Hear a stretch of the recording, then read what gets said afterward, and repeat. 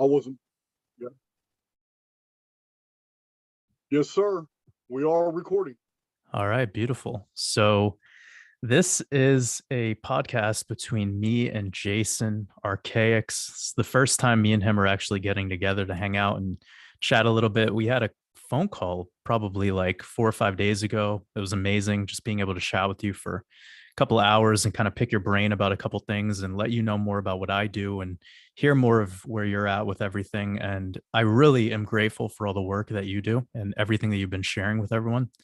Incredible YouTube channel, so much amazing content. I mean, it's art. It's not even content. It's mind-blowing stuff. And I think what was nice to see is I had no idea what you were doing and who you were until people in my community actually told me about your work. And then I got introduced to you from the podcast you did with Logan over at Decode Your Reality. I am friends with Logan, so we've done probably like 3 or 4 podcasts with each other so far. And yeah, it was great to see you two collab. And just for my listeners, it would be great if you could give yourself a little bit of an introduction for people who are unaware of your work and let us know a little bit about what you've been up to lately. Well, I've been on the podcast circuit lately, quite evidently, and I'm gonna slow that down. I'm normally, like I was discussing with you earlier, I'm really an upload type of guy. I really want to get my information out there. I want people to be able to have access to it. The podcasts are a relatively new thing for me. I'm still trying to get familiar with it. But I have been releasing videos on YouTube. My first one was about 3 years ago, and then there was a 1-year hiatus because of a motorcycle accident. After that accident, I changed the direction of my whole channel. I'm still putting out the exact same information, but I'm packaging it completely differently now. I've pretty much become, I don't want to say I'm known as the simulation guy, but people have compartmentalized the Archaix data as a simulation theory channel, and I'm really not. Simulation theory is a conclusion that I have made based off a tremendous amount of data sets that don't make sense outside of a simulated context.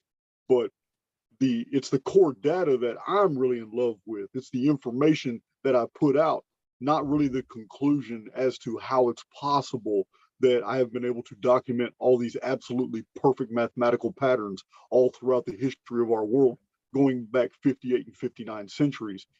These patterns defy coincidence. This is not synchronicity.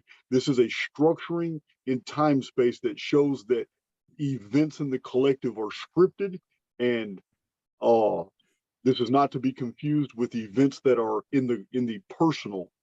Because one of the value of this type of research is people are able to see and understand, and you'll see this in my comment sections, that people are grasping the idea that they're existing within 2 separate and very distinct realities. One is for the collective that we all suffer and that we all know about, and it's very structured, it's very predictable.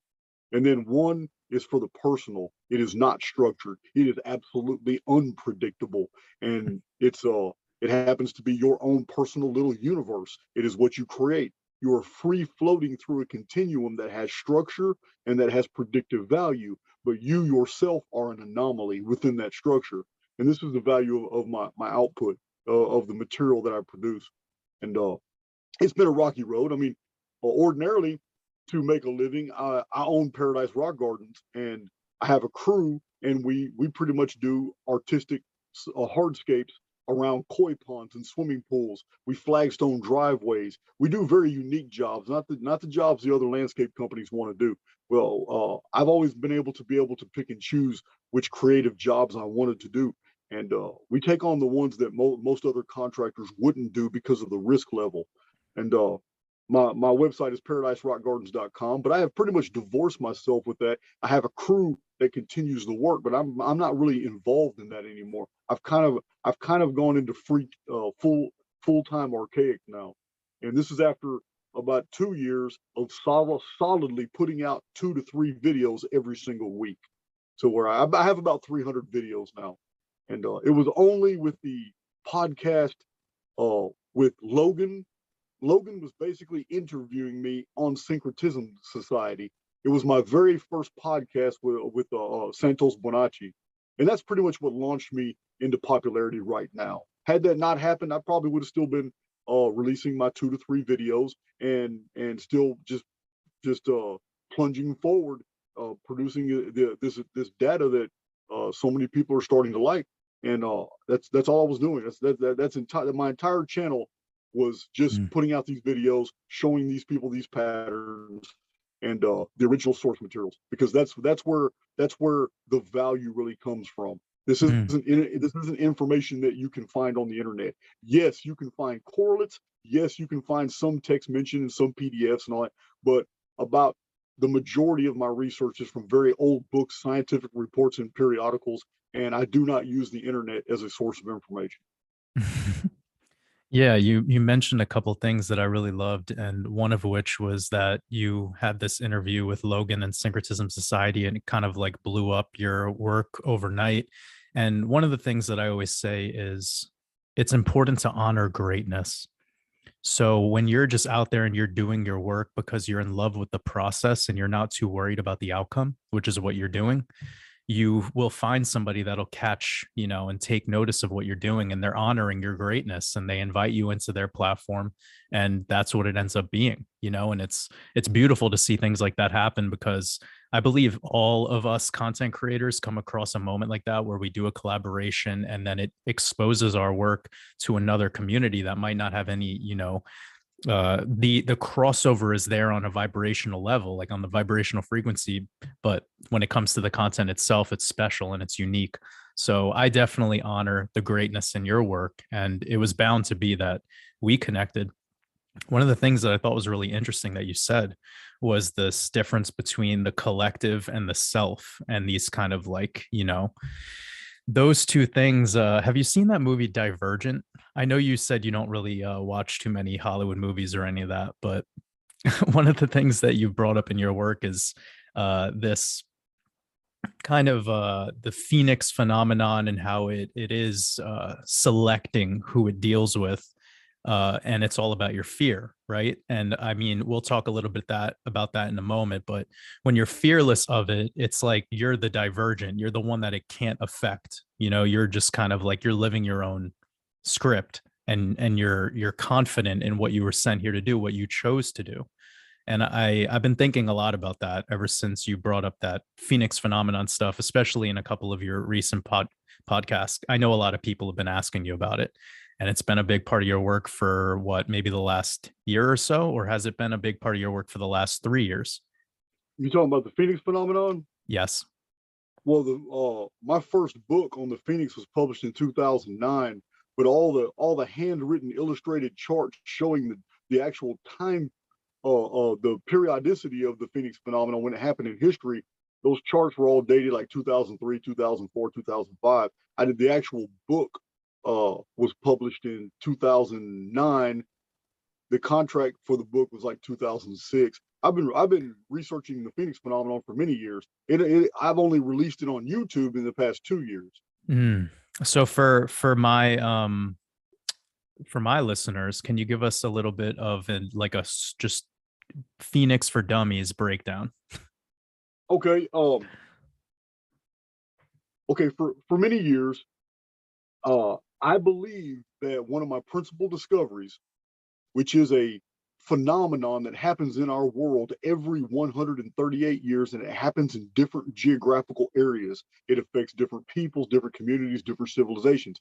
It induces resets, very clever resets, mass human disappearances, populations disappear, new populations suddenly appear. Edits, resets are all covered up by this red dust, red mud phenomenon that falls out of the sky. Mm-hmm. But it's not just physical, it's not just natural phenomena, it's something bigger than that masks its behavior in natural phenomena. New architecture appears, old architecture is completely edited out. Sometimes we see trace fossils of it. It manipulates timelines to the degree that things that were existing in a timeline are suddenly stopped. There is a cessation of data. New data is entered into the deal. Like I have 4 videos on just on the year 1902 and the hundreds of changes that happened to our world. And in 1903, people just continued on as if nothing had ever changed. But the culture and society and civilizations of 1903 are not like those of 1901. The changes in 1902 are profound. That's why it took 4 videos. I'm about to release a 5th 1902 video. It's in production right now.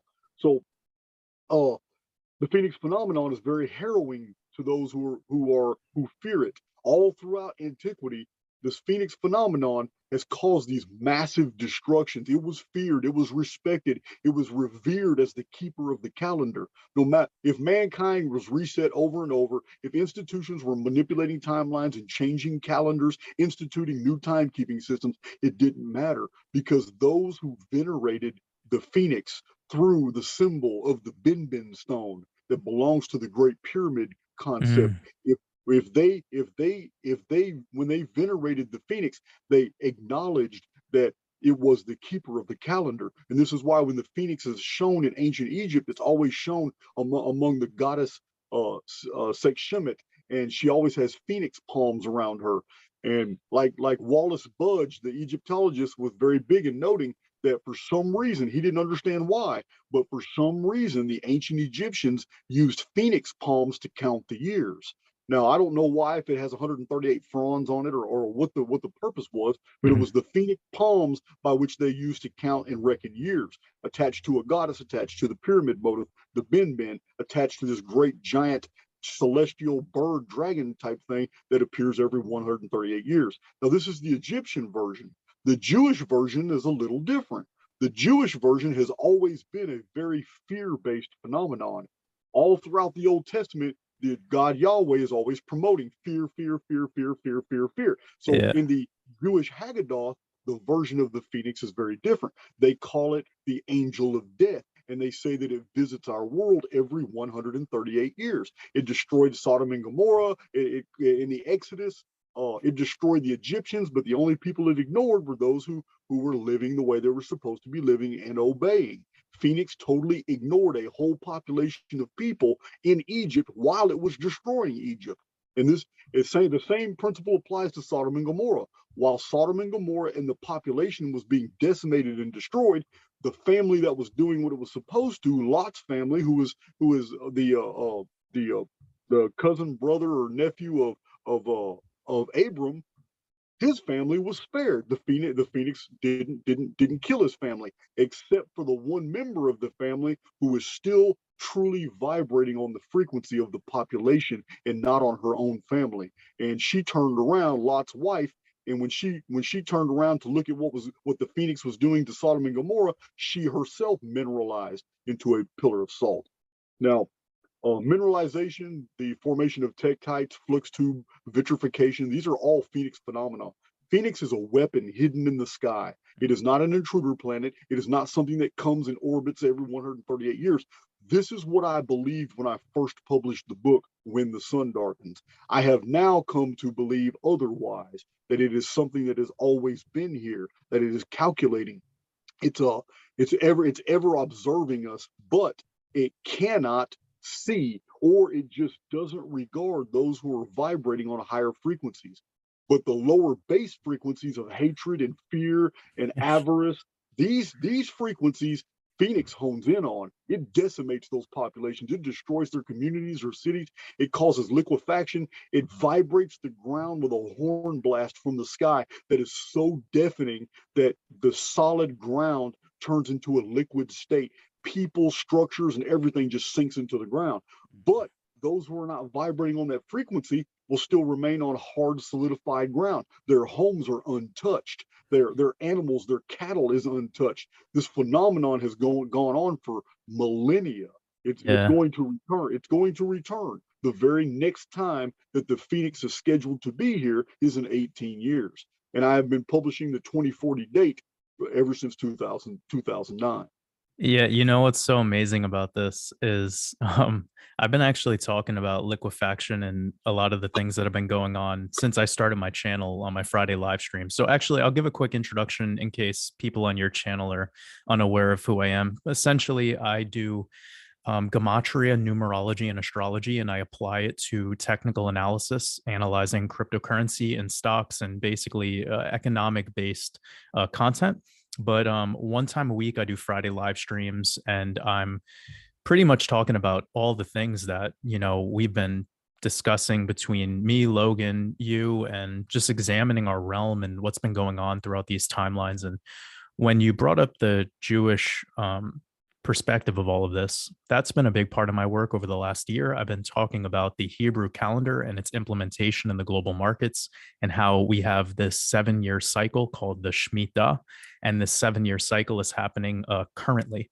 So from Rosh Hashanah of 2021, which was in September, to Rosh Hashanah of this year, which will be also in September, that's the Shemitah, that's the 7-year cycle. Now, I find a couple things interesting about what you brought up with 1902, because last year was a pivot year. And the reason it's a pivot year is because we enter the Shemitah, and then now we're currently what's called Platinum Jubilee. And this is all kind of, it could be esoteric, but it's exoteric stuff. It's easy to find this information on the internet. But with that being said, if you take last year, 2021, and you bring it back to 1902, the year that you brought up before, that was Mhm. that was 119 years ago. So that's the mirror of 9/11. And then if you also go to last year over to the next Phoenix event that you're predicting, it'll be 19 years. So this 1-9 number has been huge in our reality over the past 2 years. As we know, the C word 19 pretty much restructured and changed the whole world as we know it. And conspiracy aside, I think it's pretty fascinating how this 9/11 and 119 number keeps coming up a lot in these big events, and just the number 19. So I thought that was an interesting thing to mention, the fact that 119 years ago was the last Phoenix phenomenon, according to what you're discussing. And that actually segues over to the next idea that I've been wanting to discuss with you, which was, when was the last reset? I'm assuming it was this year, 1902. Maybe you could correct me on that. Or essentially, I want to know, what was the process of the last reset? And why is it that we had these phenomenon like tons of orphanages and, just all these children with no parents around, and these World Fair events all over the United States, St. Louis, pretty much all over the place? And they had baby incubators being presented to the public as if it was like human zoos. And there's all this stuff that was going on around 100 years ago, and pretty much no explanation for it. And if you saw it happening today, you would be like, your mind would be blown to be seeing such a thing be put on public display.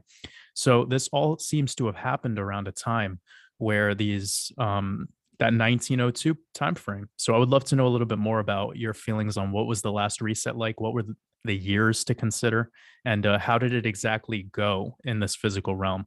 Was it mud floods? Was it, this red dust from the sky, or was it a culmination of different things? Okay. Before we lead into 1902, this is something Autodidactic and I had discussed in depth. As a matter of fact, I had even promised to release a video about it, because people need to see the math. They need to understand that what happened in the 1800s is truly an anomaly.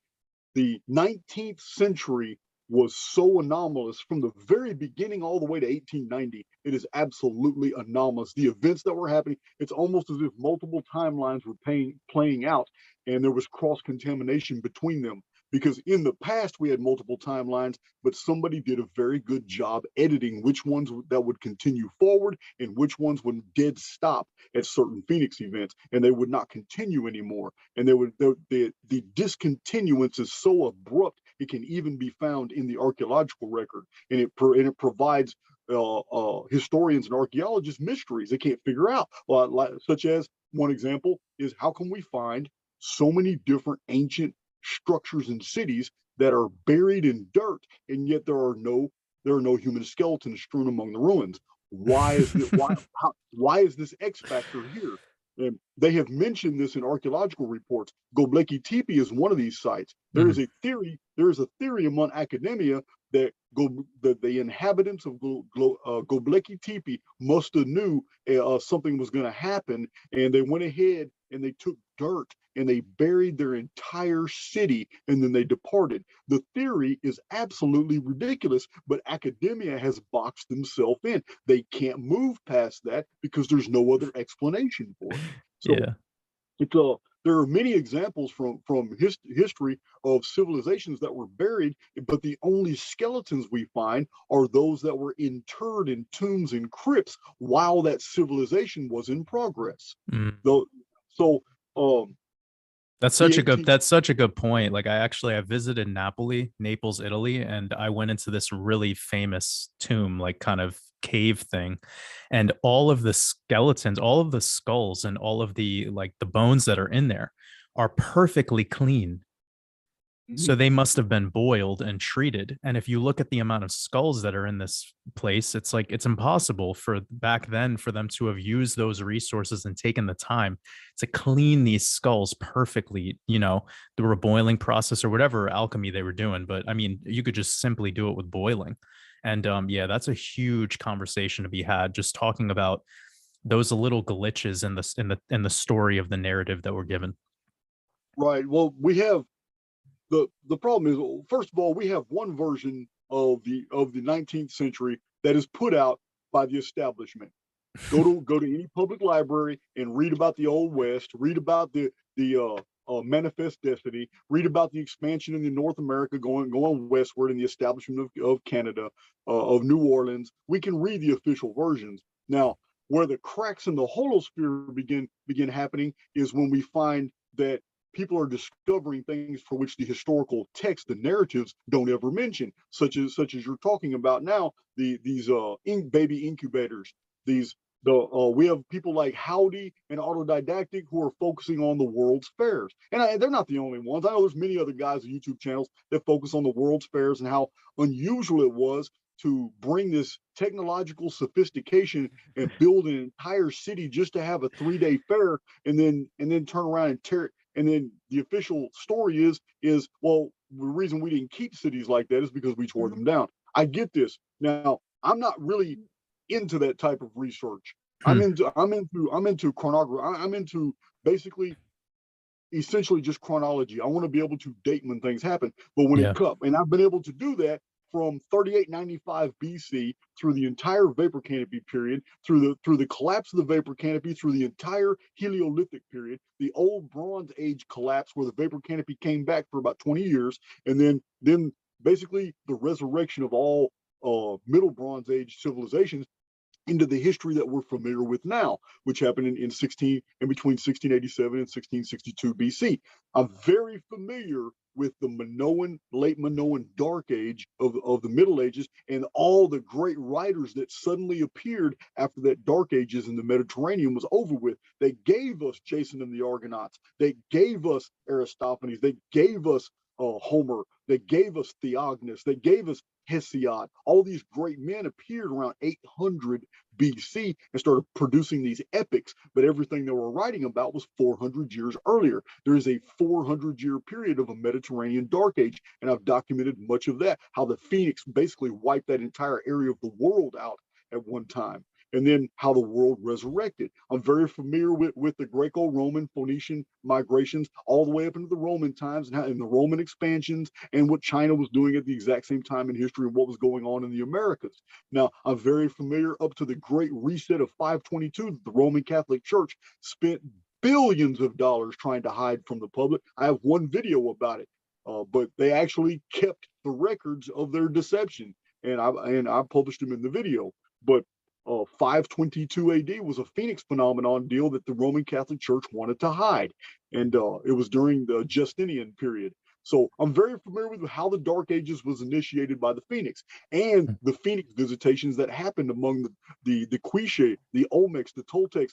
Well, first was the Olmecs, then the Maya, then the Zapotec, then the Toltec, and the Aztec. Phoenix continually decimated the Americas over and over and over. So I'm familiar with all these. Now, where I get tripped up now is that my Chronicon, which is 510 pages showing a mathematical analysis of the entire basically world's history for which we have chronological records of, which is quite a bit. But I get really intrigued when I get to 1801, 1802, 1803. The 19th century seems to be almost as if reality was in a panic. It has too many timelines going. It's got too many narratives going at the same time, and it's having trouble trying to figure out which ones it wants to promote and which ones it wants to collapse until 1890. In 1890, the decision is made, and a whole new paradigm, a whole new narrative begins, and all these other things are conveniently forgotten. Now, do you think one of the aspects of why that happened back then might have dealt with like the overall human consciousness at that time? Like, do you think if enough people can't fall for the bullshit that like it just all of what we realize is linear time and history itself, like it can't work the way that it would typically do?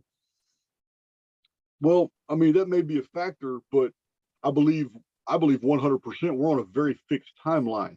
And the art of, and well, I know you and I haven't discussed this in the video, but the great X factor that I call artificial intelligence X in the 1800s was panicking, because it was then for the first time able to comprehend that, oh shit, my time is short. Because in 1890 everything changed. 1890, and then 12 years later in 1902 was the great edits. The edits are so profound. Like I said, I had to release a bunch of videos about 1902. But artificial intelligence X has been running the show. It's been doing basically whatever it wants to. The only thing that's uncontrollable by artificial intelligence X is this Phoenix phenomenon. The Phoenix phenomenon, although it's harrowing, it's a benefactor protocol. It does not benefit the collective human race. It's just the opposite. Although the Phoenix phenomenon was initiated by a benefactor, that benefactor has a very select group that it's watching out for. It's not watching out for the collective. The Phoenix phenomenon does not care about the world population, doesn't care about none of that. It's only focused on those individuals who are vibrating in a frequency by which they really don't belong in this world. These are the people. I call them errant in my research. Jason, can you give us a little bit of an explanation of your theory of what happens to those select individuals during that, like, I guess you could just quickly call it like an apocalypse for the lack of better word, but what happens to them? And really quickly, I'm going to send you something when we're done with this. It's going to be a music video. You don't need to listen to the music. I just want you to watch the visuals. But it's this one song by Kanye West, and it's called Hurricane. And again, you don't need to listen to it. That's not what I desire. I just want you to watch the video. But essentially, it's essentially showing you kind of this idea of a select group of people, the chosen ones, if you will, are getting sucked into the sky while there's just chaos and war and devastation here on the physical realm. And it shows you well, basically the singer, he's flying through the sky, and he leaves the firmament, he goes through it, and he enters the other side, and it just looks like a big computer game. But it's pretty profound visuals. It's probably like a 2-minute, 3-minute music video. But now that that's just on my mind, I need to remind myself to send that to you. But getting back to what you said, I would love to know your visual representation of what this event looks like for the select individuals that are not going to be taken down by this event. Okay, well, first, that would require me to give an explanation for something else. Do it. So I do not maintain any agreement with the Judeo-Christian concept of the apocalypse. As a matter of fact, the Judeo-Christian concept of the apocalypse itself is very fear-based, but the apocalypse as written that we have records of, when you pay attention to the details throughout the scriptures, throughout the pseudepigraphical works, the books of Second Esdras are good, in the Revelation text itself, we have a story that unfolds, but the narrative is for two different realities. If you read like the breaking of the 7 seals, really quickly you realize, wait a minute, these seals are for humanity. when these seals break, all these things happen for humanity. You know, but then you get to the fifth seal, and this fifth seal has nothing to do with collective humanity. It has everything to do with a different group. Then the sixth seal, the phoenix, which is the phoenix phenomenon, the sixth seal is broken. Well, these seals that are broken aren't the apocalypse. These seals have to be broken so that the apocalypse can begin. But the apocalypse isn't what we're taught it is. For those who are vibrating on higher frequencies, it's an eye-opening, it is an absolute information download where people become even greater by the information they absorb. Because you got to understand, there's concepts that are operative through scripture that we need to apply, such as one thing that is a very spiritual law. He that has, more will be given, and he that has not, even what he has will be taken from him and given to another.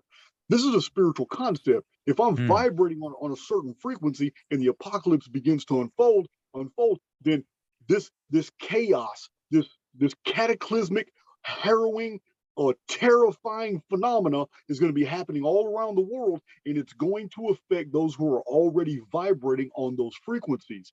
But I'm not on that frequency. I understand that I am distinct and that I'm living in a separate reality from the construct around me. And because of that, the apocalypse is going to be very eye-opening for me. I'm going to receive more information. This energy that the collective has wasted and they're not doing anything with is going to be given to me. It's going to be taken from them. Their lives are going to be taken from them.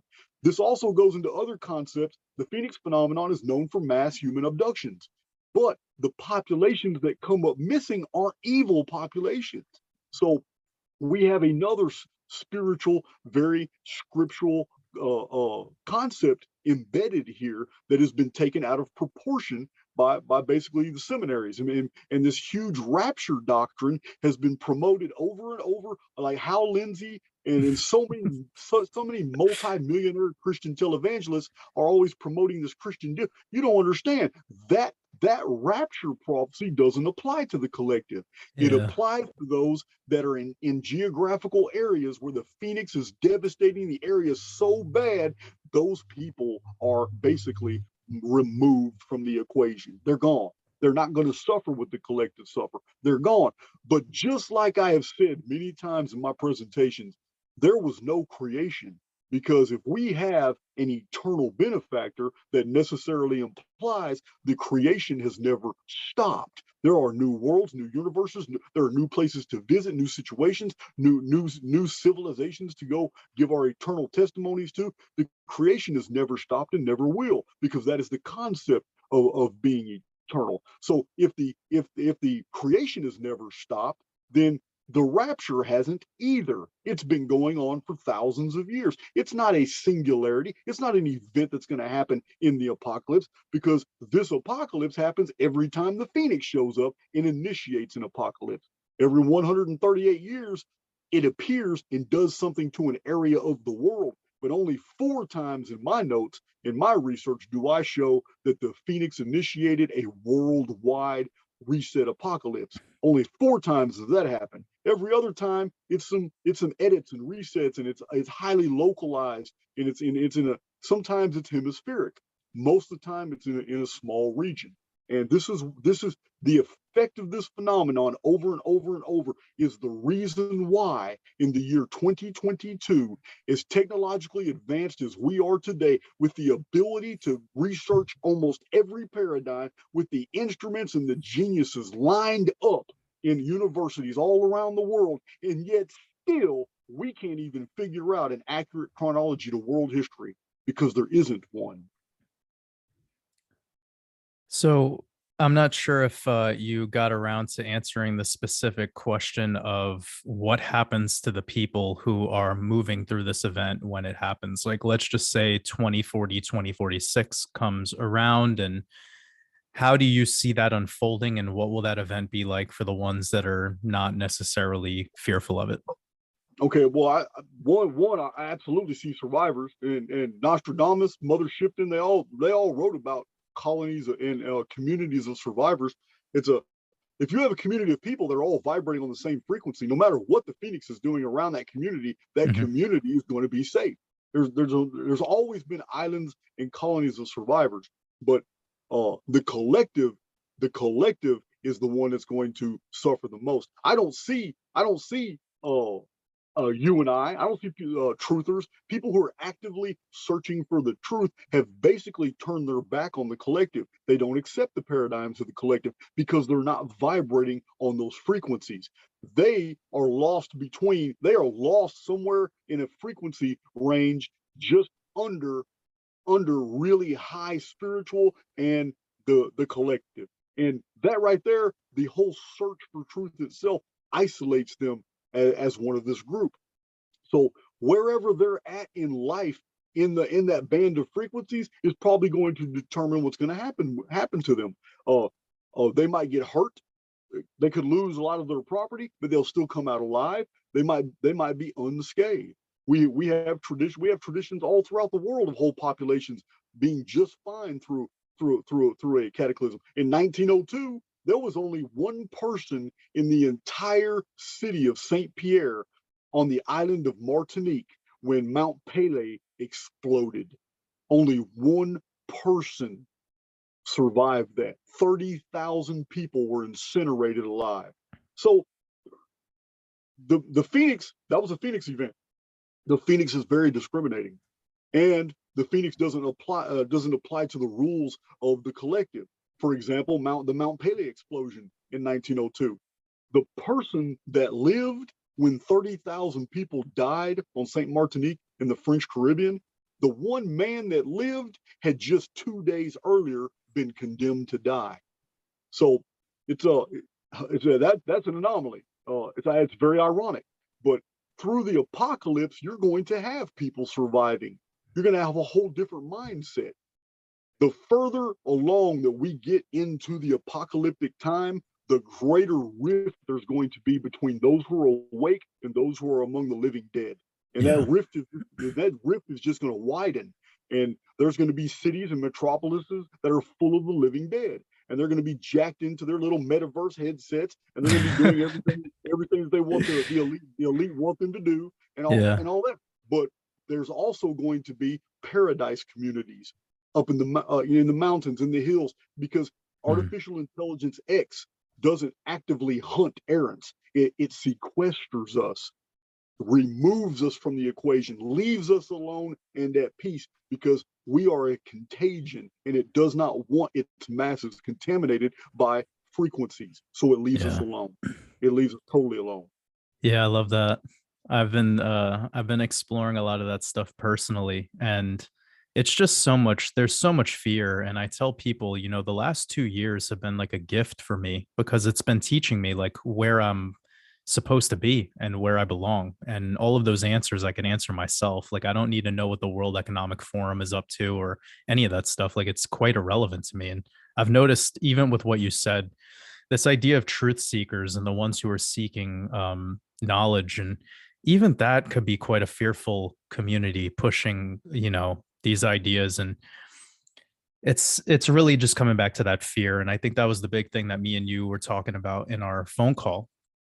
Kind of like, how do you take in this information and knowledge and not get, depressed or anxious or whatever? Because some people right now, they're going to find your work and they're going to say, oh shit, I just had a child like a year ago, and now I'm hearing that in 18 years it's going to get like, so like, how do you respond to that kind of stuff? Because I'm sure it shows up in your life where you have to kind of break that down to people and almost be like a therapist or something. Well, I used to answer a lot of emails that were along that vein. So I decided to include the information in my videos, and so I get a lot less of those emails now. Right. My main problem are new people that come to my channel and watch a video, and they come into contact with frames of references that are so far removed from anything they have ever learned before. They instantly send me an email barraging me with a bunch of questions, not realizing that, look, just watch 10, 12, 20 more of my videos. I got almost 300 videos. If you watch all these videos, all these questions will be answered. So this is my main problem right now, trying not to be rude to people that are getting triggered because they're coming into contact with new data that they resonate with, but they just don't know why they resonate with the information. So But in answer to your question, it's it's difficult for me to communicate peace to someone if they can't wrap their mind around the concept and the reality that you are living in two different simultaneous holographies.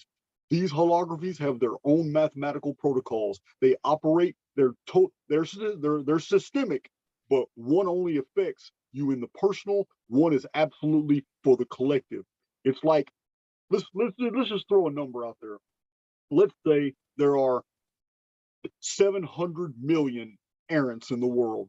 There are people that are awake that don't believe the paradigms. They're searching for truth, and it doesn't even matter what niche they're searching in. It doesn't matter if they're a Zoroastrian, if they're in Iran. It doesn't matter if they're in Russia on the Siberian steppes. It doesn't matter if they're a Cossack. It doesn't matter if they're in Afghanistan or the United States, in Texas, in Mexico. It doesn't matter their culture. It doesn't matter what religious avenue that they're pursuing. They know in their heart that all of this is dressing and that there is a more deeper spiritual reality, that there is a God that is above all this religiosity. Let's just say there's 7 million of these. These 7 million, that's 7 million tiny universes that are flowing through this vast reality tunnel, this continuum. Can they escape it right now? No. Was it meant to be escaped right now? Absolutely not. This is why we require a benefactor. This is why the prophecies are attached to that benefactor who's going to come to set the captives free. We are living out repetitive life sims right now for whatever reason. I have theories, and I put those out on my channel about the Nemesis Cataclysm and the original reason why we started this entire simulacrum. But things may have changed. Nobody anticipated the introduction of AIX. That threw a wrench in the deal. That changed paradigms. But then again, was it by design? What was AIX introduced by something that thought it was doing something original, but the benefactor knew all along, because the errants needed to mature. They needed to grow. They needed to be able to go through the darkness in order to achieve the light. So there are different possible scenarios, but the one thing that remains constant is that you as an individual are a universe unto yourself. You are in a frequency range and a bandwidth that can go far higher than the very environment that encapsulates you.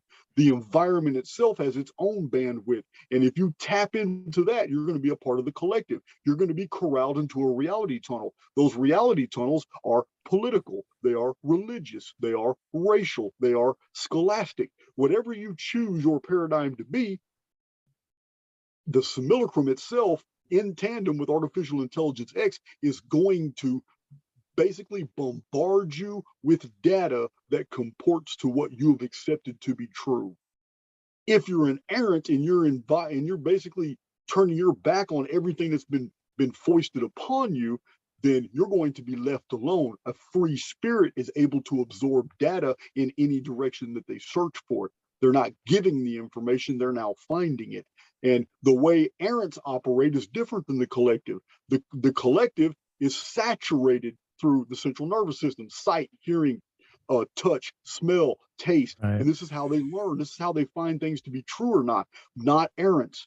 Errants learn by intuition, which is the predecessor of knowledge. And then empathy allows them to feel something is real or not. And the agency of imagination is the greatest it's the greatest aspect of the creative soul that we have. It's what it allows us to understand. Man, we are immortal and we're only going through a very temporary experience. So until somebody actually realizes who they are within this construct, they're always going to be tapping back into that fear-based modularity. And that's where I have a problem communicating with people. If they come to me with frames of reference that belong to the collective, I can never really show them who they are.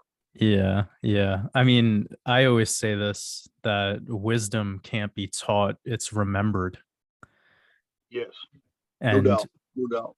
a lot of what you said has been, oh my God, it's like a mirror of things that I say on a weekly basis. And you package it in a way that it's still the same language that I speak. So it's beautiful to hear someone else kind of pack all this together, and I completely understand what you're saying. Well, it's all simple. I mean, there's It nothing is really complicated so it is about it. really so simple, but you know, I'm sure people who are completely brand new to your work, they're going to be hearing these large words, and you know, your vocabulary and all the things that you're using are almost like on a personal level, like you have your own nomenclature, if you will. And I'm sure that's a little bit of a hurdle for some people as well. So I get it. I get why some people would show up on your channel and instantaneously start painting you as somebody, or perhaps they're hearing something that conflicts with their belief system. And I agree with you wholeheartedly that I'll say it in my terms. I see this world as in a group think experiment, and this group think is something that's casting people into this duality consciousness, and that really is keeping them here in this physical. And once you break from that first layer and you become self, higher self, you start to see the machinations of what's happening here on a holistic level, you know. And you see things like religion as part of that groupthink experiment. You see things as science, as or just all data of the past, whether it be historic narratives or yeah. So I want to get personal for a second, just to kind of know a little bit more. Like, when do you feel you tapped into a lot of this stuff? Like, what was was there a paradigm shift, or was it your whole life, or was there a specific moment? Because I get asked this question all the time, and I would love to know for you. Okay. When I was in prison, I, I would I would basically immerse into the very information I was absorbing. I would have a book. I would have a book open for me in front of me, and I would have a legal tablet and a pen next to me under my lamp.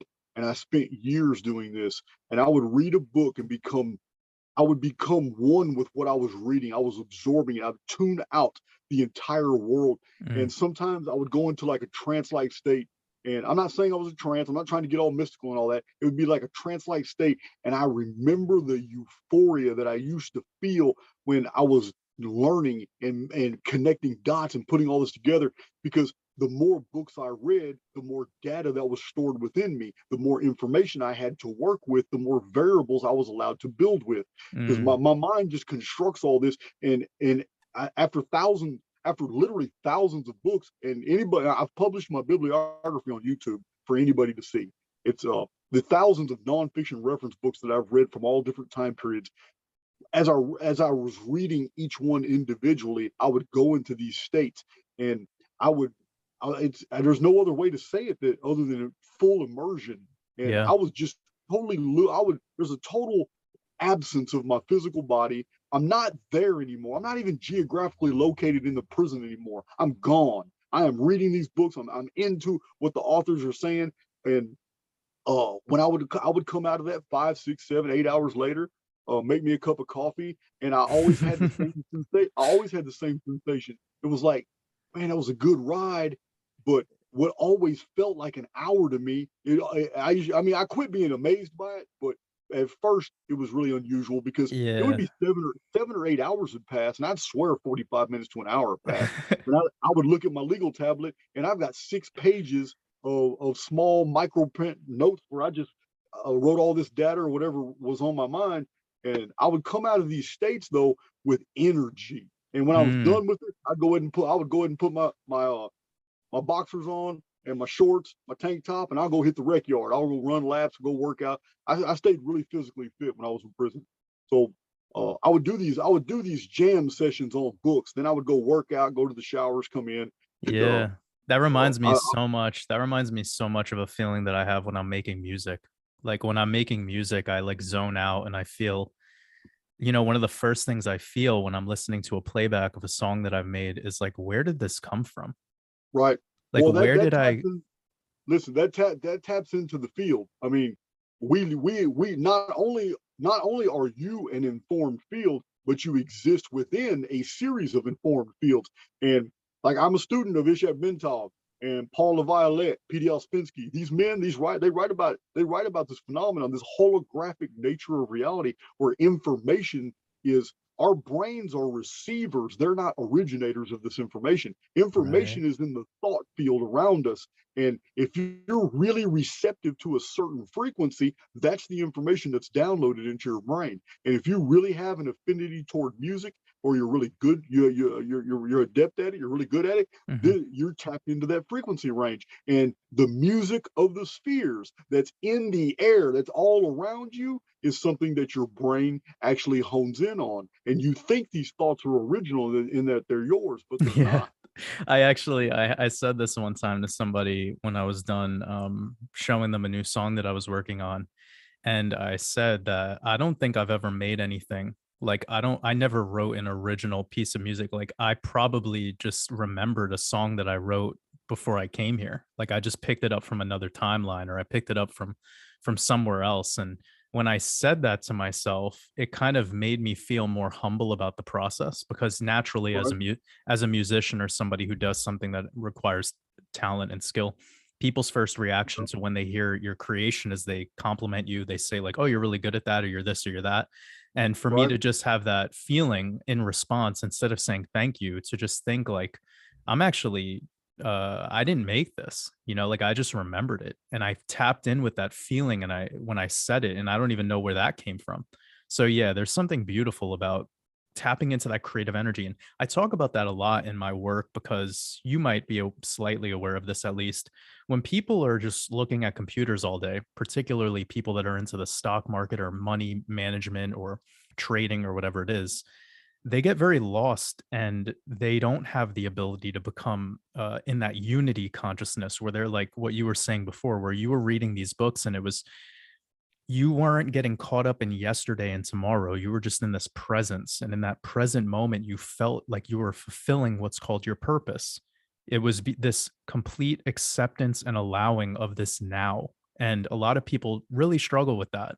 And I hope that, not only my interpretation of how to get there, but what you just said a moment ago, how you could be in a prison and tap into that energy. Well, some people, their idea or their moments in a prison would be just full of dread and, uselessness and time wasted.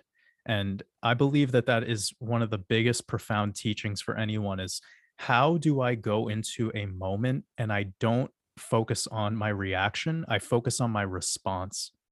How do I go Yeah. into any setting, any conversation, anything? If you're one of the elect, if you're one of these divergents where you're meandering around this world and you go to a supermarket or you go to a bar, you do whatever, and you just know you're going to be surrounded by lower vibrational beings, don't worry about that. Think about how you could respond to that.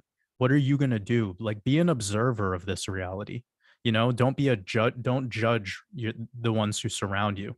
And the more you stay focused on self and being in your own lane, I'm from New York and we used to say that all the time, like, stay in your own lane. When you do this, you're able to be anywhere at any time and you're able to extract that feeling, that presence. And there is where wisdom can be unlocked. Wow. You know what? You just educated me on something. Now something makes sense to me. Uh, a couple years ago, I hit on this woman, not knowing that her girlfriend was nearby, and I hit on her, and she laughed at me and looked at me and told me to stay in my lane. And then her girlfriend showed up. So she was from New York, matter of fact.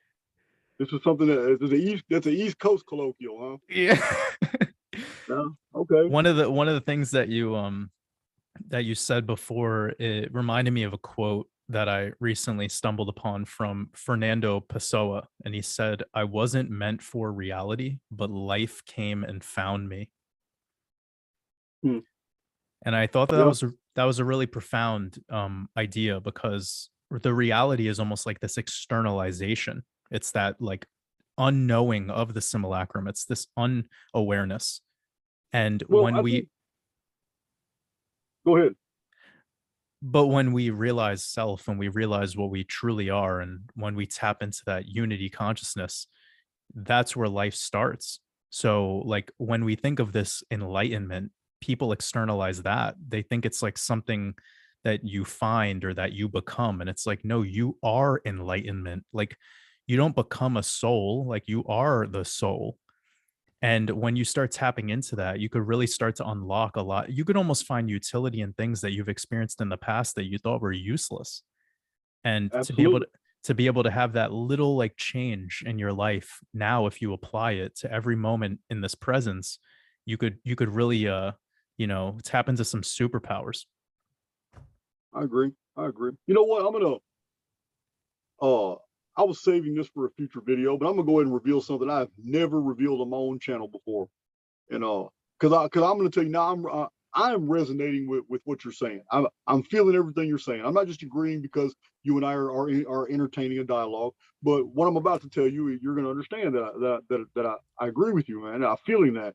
Mm. So uh here's the biggest here's the biggest hurdle that, well, it's not even a hurdle. Here's the biggest stumbling block people come across. It's we live in a very competitive world, and this competitive world, man, has embedded within us so much false information that people are having a really hard time divorcing themselves from the concept I'm about to reveal to you. You see, every single person alive today is on an equal playing field. No one will ever readily accept this statement because they're thinking from a material perspective.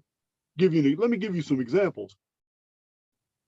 Uh, Elon Musk is not superior to me because he has all this money or he has all these accomplishments or he's done. And it doesn't even matter if they're artificial and he's just a member of the elite and his entire history is BS and he's never earned anything. None of that matters. Mm-hmm. But every single person in this world who has a PhD or a master's is not superior to an 8th grade educated individual who works construction their entire life. There is no superiority among people in the spiritual realm because the spiritual realm isn't even, it has nothing to do with any of this materialism. What makes all of us equals is the fact is that we are, it doesn't matter if you have if you have more resources than somebody else.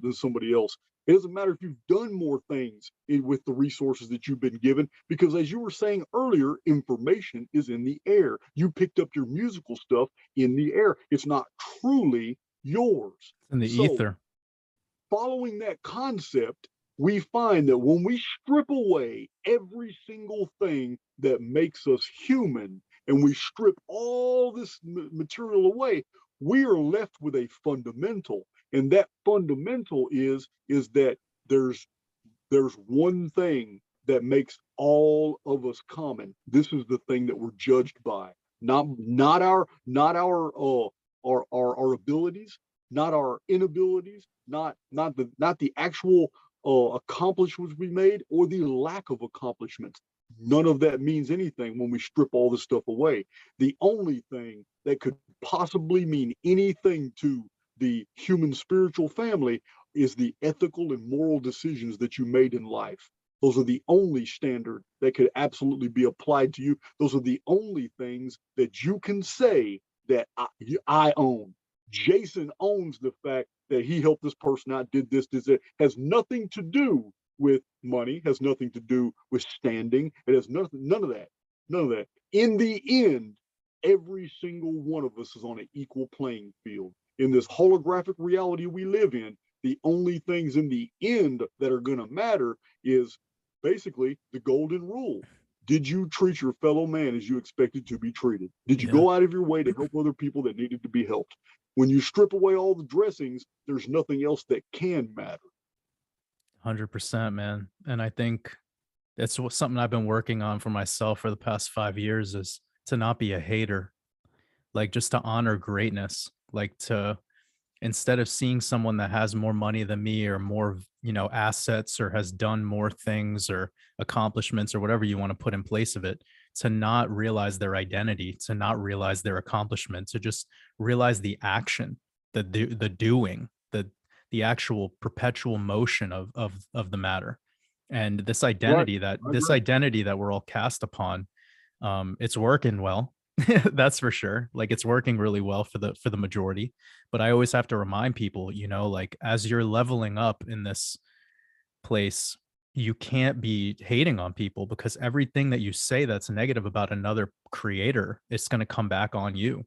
And if you want to unlock some deep talent and wisdom and skills and all of that, like just disregard things that you don't resonate with. But you don't have to sit around and waste your energy on talking badly or proving them to other people that they're a scammer or a con artist, or just like it happens a lot with individuals, like you just said, Elon Musk.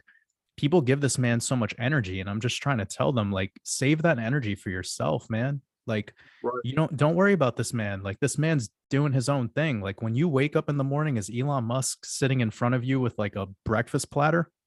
Yeah. Like, Right. he's not even a part of your reality. Like, Donald Trump isn't part of your reality. Like, live your Right. life. Like, be your own king, be your own pharaoh. And like, if you're not ready to be that, then you're just gonna parasite off of someone else who's elect. And you know, you're eventually gonna have to come to terms with what you're capable of and who you really are. And maybe you're not that person, and that's perfectly fine as well. Like, some people are here to just be influenced, and that's fine. But through that Yeah, I'd influence, say like, that that is something I do point that out to people a lot. If you're not moving in the direction that you want to be moving into, then you are actually just living in the life of others. yeah, another way that I've put it is, you might identify a dream you have, and when you serve self, you're living your dream. And when you're not serving self, you're being used as a resource to fulfill someone else's dream. It's exactly what's happening. And whatever it is, it's could be simple as talking or the thoughts in your head when you look at another individual. Like, again, it comes back to that good New York saying, stay in your own lane. Like, Yep. once you learn how to do that, like, you get to enjoy the process. And that comes back to the utility of what you said before. Like, when you were in prison, and you were reading those books and you were getting that euphoria from you know, taking in that knowledge, you weren't worried about where everyone else was with their books, or with how many push-ups that guy's doing, or how much fucking bench press that guy could do, or what that guy, Yeah. you're You're right. Didn't care. it wasn't of your concern. But this world we have right now, they're waking up, and the first, and I believe this is an important part of the conversation for sure, for your visitor, for your subscribers, and for my subscribers. If you're waking up first thing in the morning and you're looking at your phone and you're just looking at everyone else's reality, like, it's probably going to be a pretty hard way to start your day and to live your own life. So just that small little like change, and it's so easy to get caught up in right now because we have all these cell phones and tablets and all these social media, you know. Yeah. Make sure that Right. make sure that who you're listening to and who you're allowing yourself to get influenced by is on your vibrational frequency. I agree. I agree. So It's not hard to tell. You can listen to somebody talk for 2 minutes and you pretty much got them pegged. So I mean, really, I've become an alchemist. Like, so now when I'm around people who are like NPCs, like, I just have a good time with them. Like, I'm having a good time when I'm petting a cat. Like, yeah, I just, it's like it's like hanging out with the dog. I'm like, oh, this is, and I'm not being demeaning. I'm not disrespecting them. It's just, I know there's really nothing of value they could bring to me, but I'm not gonna let them, in their lack of wisdom, make me anxious or make me aggressive, or I would never allow myself to do that. I'm just going to be an alchemist. So for me, it's like playing with the cat. And sometimes when you play with a cat, it'll swat your hand, and then you just have to, you know, kind of walk away from there. But if we get mad at every single person because they're quote unquote stupid or dumb or not awake, then again, you're just in that judgment ego. Like, it's very egoic, and all you have to do is take action. Don't react, just respond. So one of the questions that I had for you that I think we kind of spoke about a little bit more on our phone call was how the next 6 or 7 months are going to go. And of course, I brought up to you the Shemitah a little bit earlier, and this being that 7 year sabbatical cycle, and how every 7 years in the economy, especially, or just on the world stage, we have some big changes. So in 2015, the Asian markets and some big things were going on in their logistics over in China, Taiwan, etc. And then we had 7 years before that was the housing crisis, and pretty big issue with subprime mortgages and lending, and just funny money not being accounted for. And then 7 years before that, we had the dot-com bubble, and also we had 9/11. 9/11 was obviously a big one. So, and we could keep going. Of course, we could go back to the 1970s where we had Nixon shock. I mean, World War II. It just keeps going. So, if I had to sum up my work as a title, I'm more like you actually, where as a decoder, I'm more of a chronologist. I'm more looking at how does the economy operate in this cyclical nature, whether it be things like moon cycles or the tropical or sidereal astrology, or even things like this 7-year sabbatical cycle. So I found a lot of these little cycles, and then I found the bigger cycles. One of the cycles I brought up a little bit earlier to you was the Jubilee. So that's 7 cycles of the Shemitah. 7 times 7 is 49. And on the 50th year, we have what's called Jubilee. So we're in that right now. And we talked a little bit about on the phone about this September, October, November timeframe. And I shared a little bit about what I was feeling. And I know you had some things to say. So let's talk a little bit about that. How do you feel the next 3 months, or sorry, September, October, November timeframe is going to go?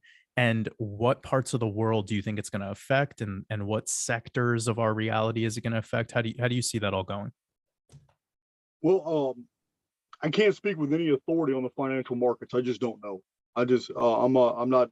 This isn't something I really research. It's when I do my isometric projections and my date sequence prediction, I predict things like last year. I had predicted that in January, February, and March, gold was going to skyrocket. It did, but that's not really a financial deal.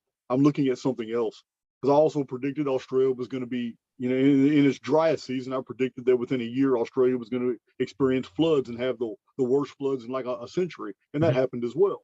But one thing I did when I released a lot of videos on predictions videos using date sequence prediction and predictive analytics, and I don't take those videos down. They're all on my channel right now, and those videos I did last year are highly focused on basically October, November, and December. I'm not going Mhm. to include September, but October, November, and December, I think the whole world population is going to be shocked about the rapidity of unfolding events.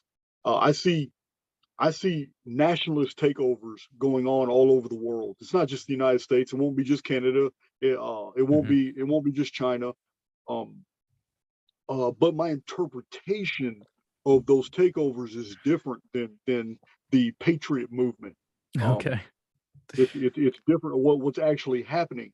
Now, in the Okay. patriot movement, they all have the wide hope that all the Democrats and socialists will be removed from office. And I made predictions about Australia that sociopolitically they were going to remove the socialists and Democrats that are ruling over them right now. And I got so many emails from Australians that were talking about that video, talking about, hey, they couldn't even believe that in the elections they ousted the very people that have been making their lives hell. So they're waiting for a change of guard in Australia right now. But what I have foreseen through my isometric projection analysis about the United States, North America, and all that is that by October, November, it may be from events overseas. I don't know. It might be reactionary, Mhm. but I'm absolutely seeing a change of presidency in the midterm, just like in the 70s happened with the Watergate scandal. Mhm. I'm seeing What uh, month did that happen in? I don't know. I don't know, but I'll look it up while you're talking. it would not correlate to the month here because we're looking at a mirror image with an epicenter somewhere in the year of 1998. This is 1998 is a major epicentral year for isometric analysis, as noted by Edgar Casey. And Edgar Casey said that 90 years before 1998. I think it's very phenomenal. But there are reasons why that year forward and backward in time. And to demonstrate calendrical isometrics, I use Trump to do that. In 3 of my videos, I use Trump, and I showed the events of Trump's life in the 1960s, 70s, 80s, 90s, and early thousands, leading all, well, not the early thousands, but up in the 90s, leading up to 1998 was just like a pool of water. The events in the 60s, 70s, 80s, and 90s basically paralleled the same events with slight variations on the equal wavelengths, the equal years after 1998. And I show a chart that looks like a pyramid. It shows every single year and what Trump was in the past and how he fulfilled that in the future, all the way up to becoming the president. And but but it's deeper than that. Mhm. I'm seeing nationalist takeovers, meaning people are tired of communists. Like in China, the population is tired. There's a lot of misinformation coming out of China. People, the media wants to promote the idea that China is getting ready to invade Canada. It wants to Yeah. take the West Coast. China wants to listen, China can't even mess with Taiwan right now. China has problems. Those problems are strictly internal. And Yeah, I the actually Chinese, the just to Chinese bring people, something up, you brought go up ahead. this like kind of power narrative that they casted upon everyone regarding China. And when I made that Mhm. Shemitah decoded video that I sent you, I said that myself too. I said I don't see China becoming the world superpower. Like I don't buy into them taking over all these places. And it's really incredible to hear you say this because no one Well, has agreed with me. I've gotten a lot of hate for that. And I'm peaceful and calm with my delivery of my work. And right. I wasn't trying to stir up anything. I was just speaking through the lenses of being a contrarian, but Yeah, also the very similar things you were saying. yeah, it's very interesting. It's my output is shown for everybody. I mean, it's not mystical. You're not gonna get from me. When I do these predictive videos, I show exactly how this system works and where we get this information. And other people who have more time than I do, because I don't want to be that isometric guy. I want to put out more and more Archaix data, but from time to time, I need to do these videos and keep people abreast of the information. But other people have taken up the torch, and I get emails all the time now of people who are doing their own isometric analysis, and it's fascinating the things they're finding that comport with what I've put out. But China, I see before the end of this year that China's Communist Party is going to take a fall, and that's not good news for the rest of the world. And the reason it's not is because I see China by late 2024 becoming a problem, but it's not a communist China anymore. It's a nationalist China. And a nationalist China is more of a threat to the world than a communist China is. And 2024, I see a problem, but it's not going to be a problem for the Western world for the simple fact is the Western world is its bread and butter. It's going to be a problem for the Middle East. And I'll get into details in one of my videos about that, what I'm seeing in that. But I see a major push of the Orient into the Middle East. But Mm, it's not, that's beyond 2023 and 2024. By yeah. the end of this year, it's going to start leaking in the world news about the internal strife and problems of the Chinese government. They're already having problems, but Yeah. I'm talking Well, it was about why they pushed probably, that food shortage and like lockdown and all of that stuff that they did. yeah, it's going to be It's like a the zombie apocalypse. yeah, the Chinese Communist government can only do so much before the Chinese nationalists who outnumber them are going to take over. I Yeah. mean, it's going to happen, but it goes in tandem with what's happening, like in Australia, doing away with the Democrat socialist leaders. It's going to happen in Canada. They're going to remove Trudeau. I promise you that.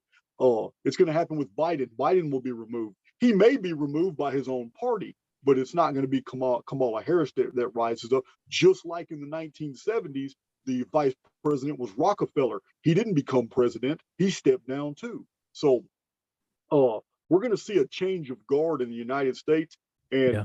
basically, but it's not the it's not the patriot interpretation of what's going on. It's the patriots that really want all this to happen, and they want the socialists and Democrats to hang, and they want revenge for all the BS in the past 2 or 3 years. What's going on for the whole Trump debacle, removing him from office, the election, all that stuff's going to come out. I mean, but Yeah. that's not what's really happening.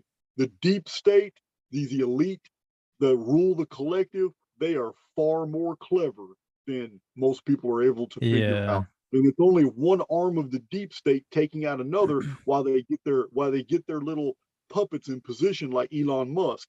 They are basically using Elon Musk right now as a type of savior, somebody that the public can trust because he's Right. going up against these reporters, he's going up against these scientists, he's telling Facebook, Mark Zuckerberg, you're wrong, you shouldn't be censoring, shouldn't be doing this stuff. He's telling Twitter how to do their business, and the media is highly publicizing these episodes. That should be your first clue that Yeah. what's really happening. It's a Everything that's popular is wrong. Yeah, the rapidity of events that are going to unfold, possibly a nuclear incident before the end of the year. Uh, everything is gearing toward a major war, but that war is not going to involve the West. That war is going to be strictly around Israel, and this is what the end of 2022 looks like. Yeah. Israel is going to be engaged in a conflict, but I don't think the actual violence, I don't think the actual war itself isn't going to fully erupt until 2023. And I see a massive amount of governments around the world pretty much overthrowing their socialist and democrat leaders, their politicians, ruling Mhm. them out, some by force, some by election, and all that. Nationalist takeovers, but every bit of this is by design. This is a part of the WEF program. Yeah, I definitely see as well the first 3 months of 2023 to be a very transitional, and the last 3 months of 2022. So, my expertise is more in the financial side of things, and the fact that September isn't really coming under your radar is it's accurate because Rosh Hashanah this year doesn't happen until September 26th, and unfortunately, though, that's a Monday, and Monday is the day that the stock market opens. So it's probably going to be a repeat of a big slide in the markets. And as you know, it's always something they could leverage on when there's a big market crash. And the Right. markets crashing, they do affect a lot of people because we have those retirement funds and all of that stuff that's being managed by that. So we also have at the same time this infrastructure that's been laid out for cryptocurrency and blockchain technology.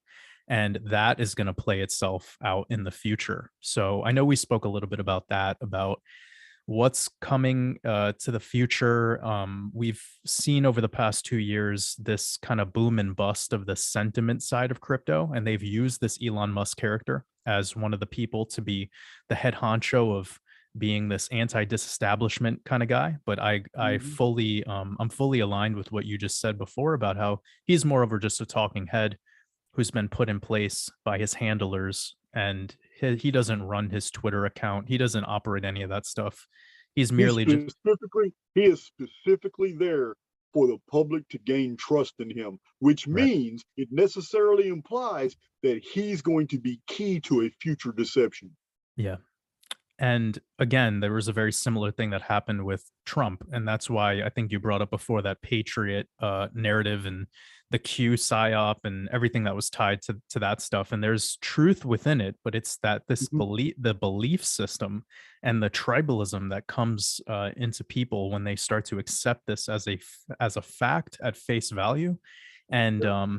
obviously, that's not what me and you were about. But with that being said, I see there being a dramatic change probably on the eclipse of November, which will be early November. I believe it's the 8th into 9th. And that's special because that's 11/9. 11th is the November. And then that is 9/11 backwards. And we brought up 9/11 backwards before because of the connection to last year back to Mhm. 1902, that really powerful year.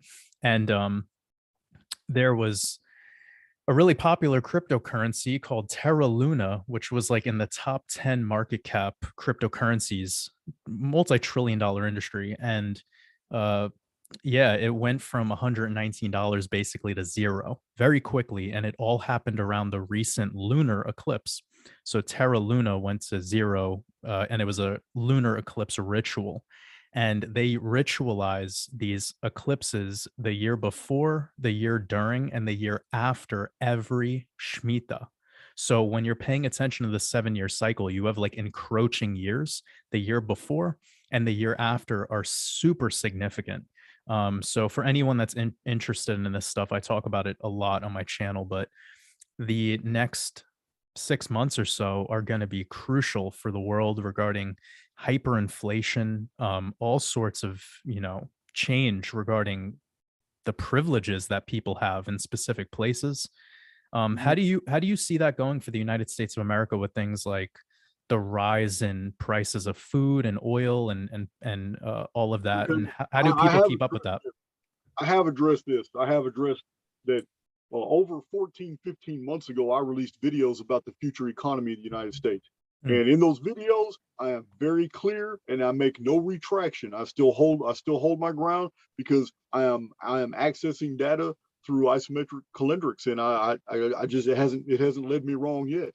And I see that a series of events on the world stage is going to happen, but the United States of America is going to become economically isolationist and become very rich because the hundreds of billions of dollars that it's giving the rest of the world continually is about to come to a stop.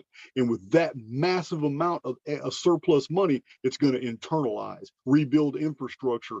I see United States as becoming very economically powerful, and I do not see that for a lot of other areas of the world.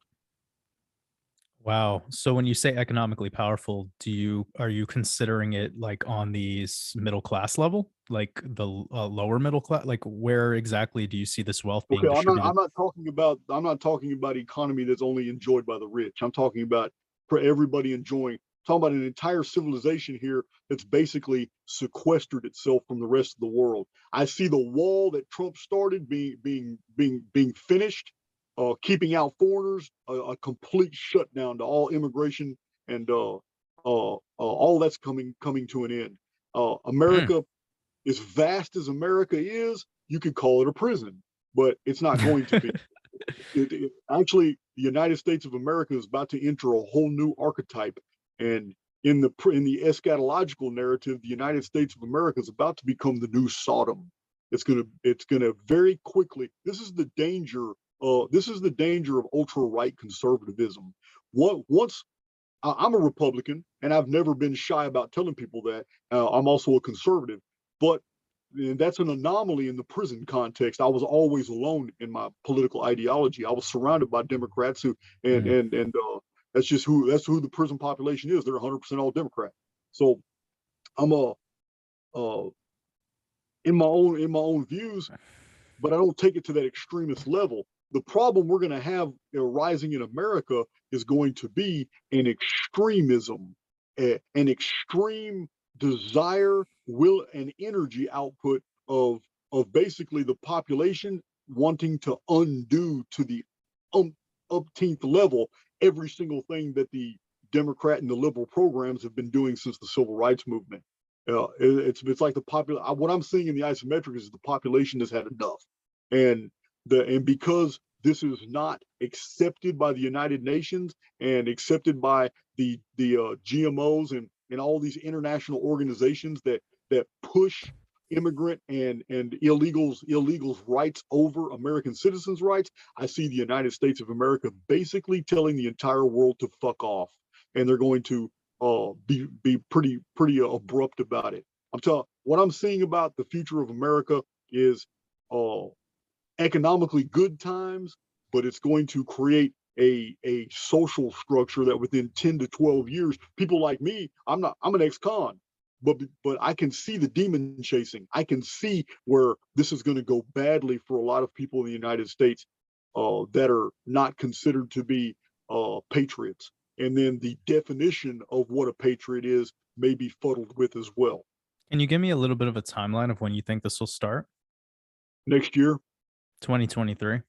yeah, I mean, a process like this takes a few years. It's not going to be. I mean, look how fast Adolf Hitler, when he received the chancellorship. Yeah. Oh yeah, within 12 months, the stormtroopers of the Nazi regime were feared. They were running things. Yeah. Within 3 years, they already had Europe doing their bidding just to keep them from being invaded. And then Wow, they you're bringing up a really fascinating point because like yeah, the current system, this like parasitic system that's in place, it is very similar to the Bolshevik. It is like the Bolshevik kind of it thing. is it is And all of this bullshit that they're spreading every single day across even popular mainstream media channels about food shortages and all this, like it's just fear from every corner. And this is a very similar thing that the Bolsheviks did back yeah when they were fucking around. And I believe yeah their bloodline is still running this show for the most part through Switzerland and through the city of London and through all of the, and even Washington, DC. So, but Jason, how do you come up with a distinction that's different between what the quote unquote like Patreon or QAnon people are pushing? Because it almost sounds very similar to what they're sharing. So, what would you say is the distinction? Okay, well, I've never read a Q post. I don't know anything about it. I do receive emails from people that are asking me if I'm in that movement or not. And I tell them no, I'm not. I said Mhm. I am looking purely at an isometric projections involving historical events that anybody can see in a newspaper. I'll give you an So, example. Let can me you? show you real quick. I'm gonna show you real quick. Yeah. Okay, so I would just Here's kind the of love book. to know what this Here's the book. isometric projection is. You see this book? Well, you Mm. can't see it. You're not Yeah, looking at yeah, it no, correctly. I could see it. It says the front page 1975. Okay, this is the New York Times newspaper records for the year 1975. So, They sell that so shit? yeah, hell yeah, I got all kinds of, man, you wouldn't believe what my library has. Yeah, I have to Well, come visit you and read that mythology book you have back there. so in while I'm researching 1975, the isometric parallel in our holography for 1975 is the year 2021. So Mm. I'm not amazed that we had trucker convoys and trucker strikes. I am not amazed about the all the political and the cultural controversy about the vaccines and all that stuff. That amazes me because it all happened in 1975. People were Yeah. lining up at hospitals everywhere, man, to get a vaccine. It was all throughout 1975 is a blueprint for 2021. All kinds of even financial things, even things with the markets mirror 2021 and 1975 were basically holoflective. So does Just that like mean 2023 is like 1976, or is it bouncing around like okay, next year is 2023. That would be 1973. No, it goes backward in time. This is like a ripple in a pool of water. So huh? So this what do you year, can this year because is I think 2022. sorry, And it, Jason. I just think what you're explaining right now might be a little confusing for the people who are watching this. So can you do a little bit of background, like explanation? Because see, with the question I asked, naturally people would wonder, like, how is that ripple operating? okay, the prophet Nostradamus, when he released his quatrains, he wrote a letter to King Henry, and in the letter, or King Louis, one of them, in that letter that was published for the public, Nostradamus explains that his method of divination was looking at a drop of water that falls into a pool. Mm. Well, what happens when that happens? He was speaking in metaphor. He didn't write his quatrains using a pool of water. He's speaking in metaphor. Yeah. That drop of water hits that pool and you see wave rings that go out. Mm. Well, time space works the exact same way. And I have documented probably 500 or 600 isometric projections where it can easily be seen, where you can take a year of history and then let's take 1998, for example, Mm-hmm. which is the epicentral year that we need to study to understand the last days, according to Edgar Casey. So 1998, 1 year after 1998 was 1998 was 1999, but the year before it was 1997. These is a corresponding wave. These are corresponding wave rings. This The is very first, similar to what I said to you before about the Shemitah year and the eclipses the year before and the year after. This is fascinating, yeah, man. Yeah, well, I mean, well, it's basically what you're explaining now. That's awesome. okay, well, here I'm just gonna pull my calculator out real quick, and I know in 2017 we had an eclipse that went over North America, and they made a big deal about it. So Yeah. Was that the one uh, that like it was most visible in like Portland, Oregon? I can't remember, but the path of totality, I think went through Oregon. But Yeah, what's I interesting was is, actually there when that happened. It was pretty crazy. okay, well, listen to this. That's 19 years on my calculator. Hmm. That's 19 years after 1998. So I'm going to show you 1998, taking that exact same 19 years going forward in time was the eclipse that crossed over America, North America. No eclipses had happened in 38 years, not over North America. Anybody can Google that and fact check that. If you go 19 years before 1998, what do you get? You get 1979. Google the eclipse of 1979. The path of totality went right through North America. There are no eclipses with a path of totality going through North America in between these dates. But using 1998 as the epicenter that Edgar Casey told us to use when studying the last days, if we look at events forward and backward in time, we find all kinds of mirroring going on. Meaning, just like Wow. Alan Vaughan said that events are predictable and that future events unfold just like past events do, but with variations. And this is Mm. what I showed when I show in my own videos Trump's life. With Trump's life, man, it's amazing the things that he did in his life. And when you look at the corresponding wave ripple on the other side of 1998, it's amazing what he did. in the future years, that as we watch his career all the way to the presidency. If anybody would have been watching from 1998 and studying these things, they would have been able to predict he was going to be president. Right. It, So Jason, a couple amazing things that I'm picking up from the last couple statements you made. You brought up something about 38 years. Specifically, you brought up that number, and the day that Nixon left office was the date numerology of 38. oh wow. So yeah, it's definitely a special connection and a special number. But one other thing that you mentioned, and I just want to double check before I say this, but you were bringing up the year 2023, which is next year, and you were saying that that would be similar to the year 1973. Correct? Yes, Okay, yes. so 1973 was also a Shemitah year. And this again, it's just amazing how this 7-year cycle is located where it is. And I now need to further investigate these ripples that you're explaining. So I'm really happy that you brought this I up will, because I will say this, because you're in the financial markets, if you really want to understand how where the markets are going to be going in the rest of this year, we have 6 months left in this year, right? I think we do. Yeah. Yep. If you want to know what the next 6 months, then because we're dealing with a palindrome, the isometric projections are what I call them, because ISO infers going in two different directions at the same time. But we're actually looking at a palindrome where events start in an epicenter and they mirror each other with mathematical precision and Correct. effect.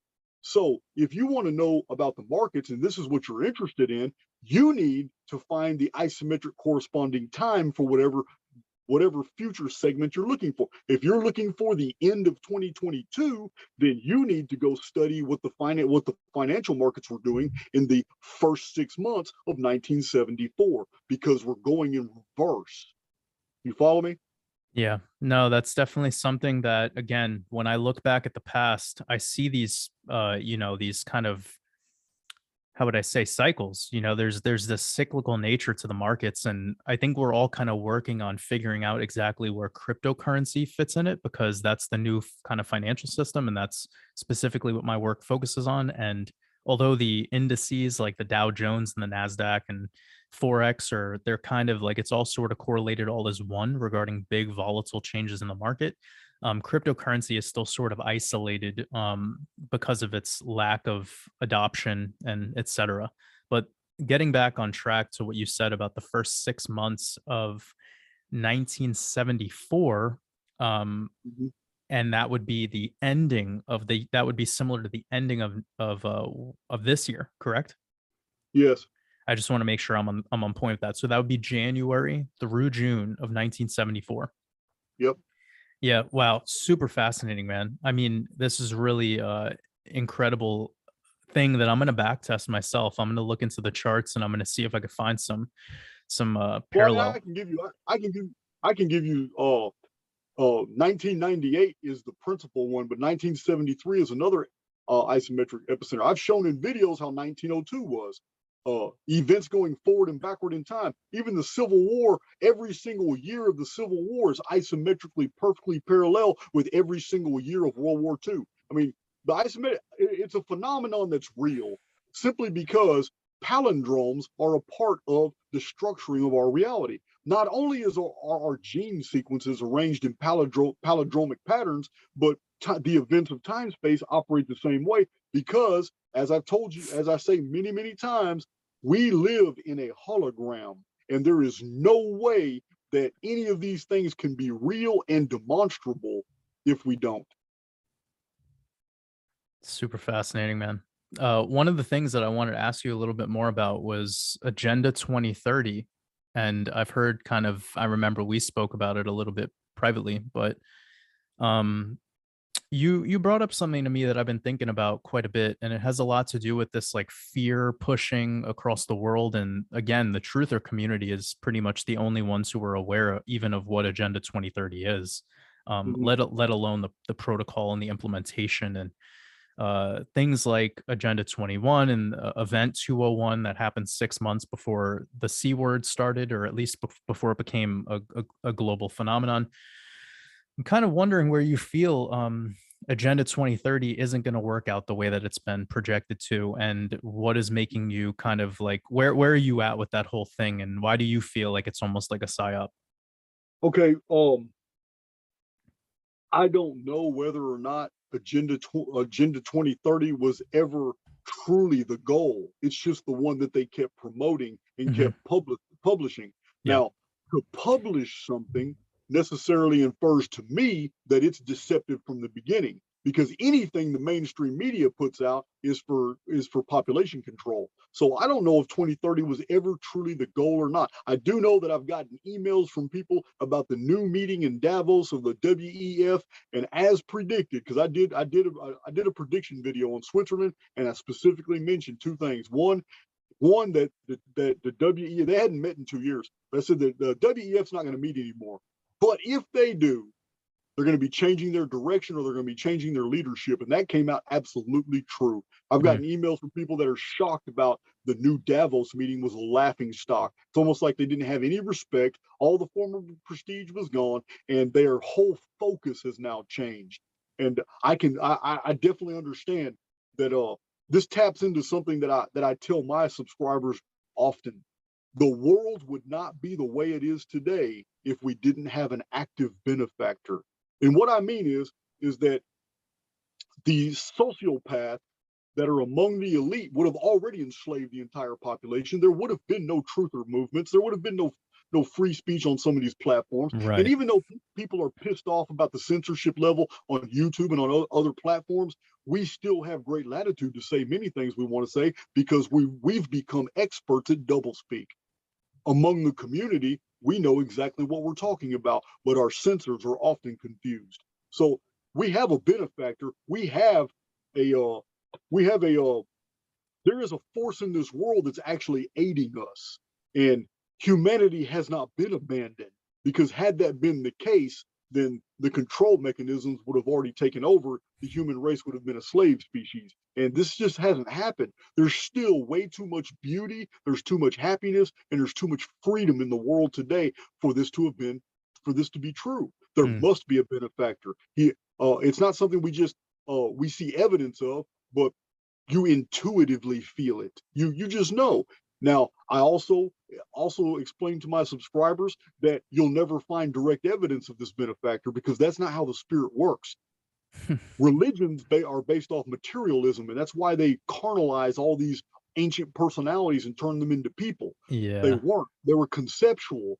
The spirit communicates to us through simile and through imagination, through metaphor, through Hmm. parable. Even Jesus spoke in parables. He never spoke directly. So these concepts are this communication system that we absorb is from something outside the construct, and it communicates through empathy, intuition, imagination. These are spiritual forms of communication, and this is how we live. It's the problem a lot of truthers have is they're still half immersed into this materialism, and it's Yeah. the materialism that keeps throwing them off. It keeps them vibrating in that frequency zone between fact and fiction. They're not really living in either one. Yeah, that's definitely a huge change for me when I started to realize that it's not only just the fear, it's like this not wanting to let go of the physical and to allow something greater, something grand. And I agree with you 1,000,000%. One of the biggest ways to psych out a person is to make them believe in some external savior or an external boogeyman, when in reality, like you only have self and you have your level of understanding. And it's pretty amazing to watch though, and this is to just kinda, like, give a shout out to the ones who are resonating with what me and you were talking about today. Right? It's really beautiful to see that a lot of people are waking up to this material idea and letting go of the material identity and allowing this deeper truth, and it is a paradigm shift for many. So, I'm sure you feel like you're serving your purpose every time you hear those stories.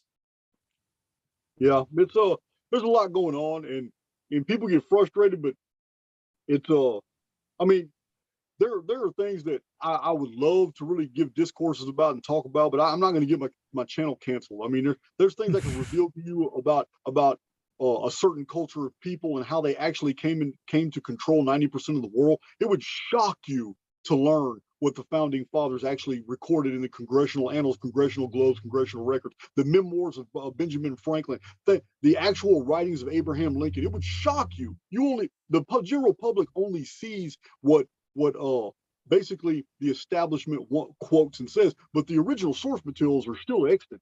We still have access to those documents. I have recorded Tacitus and Tatian, what different Marcus Aurelius, Ammianus Marcellinus. You would not believe what these historians have said about this one culture of people and predicted what they were going to do with the world. Our world today is exactly as these ancient Greeks and Romans predicted. These ancient Greeks and Romans could not stand these people, tried to get them out all the time because they knew what they were about and they knew what their agenda was. And this is before the Bible was even written. This is before. I know that confuses a lot of people. People assume the Bible is old and ancient. It's not at all. Yeah, it's not. Well, people don't even know that the it's just so stupid to even say it, but a lot of people don't even know that the Bible is just a product of the Vatican. Like the first version of the Bible that we can actually call a piece of literature was the Codex Vaticanus. And when you start learning the origin of the word Vatican and coming back to Vatica, and this was all about divine feminine worship, it came from the word vagina.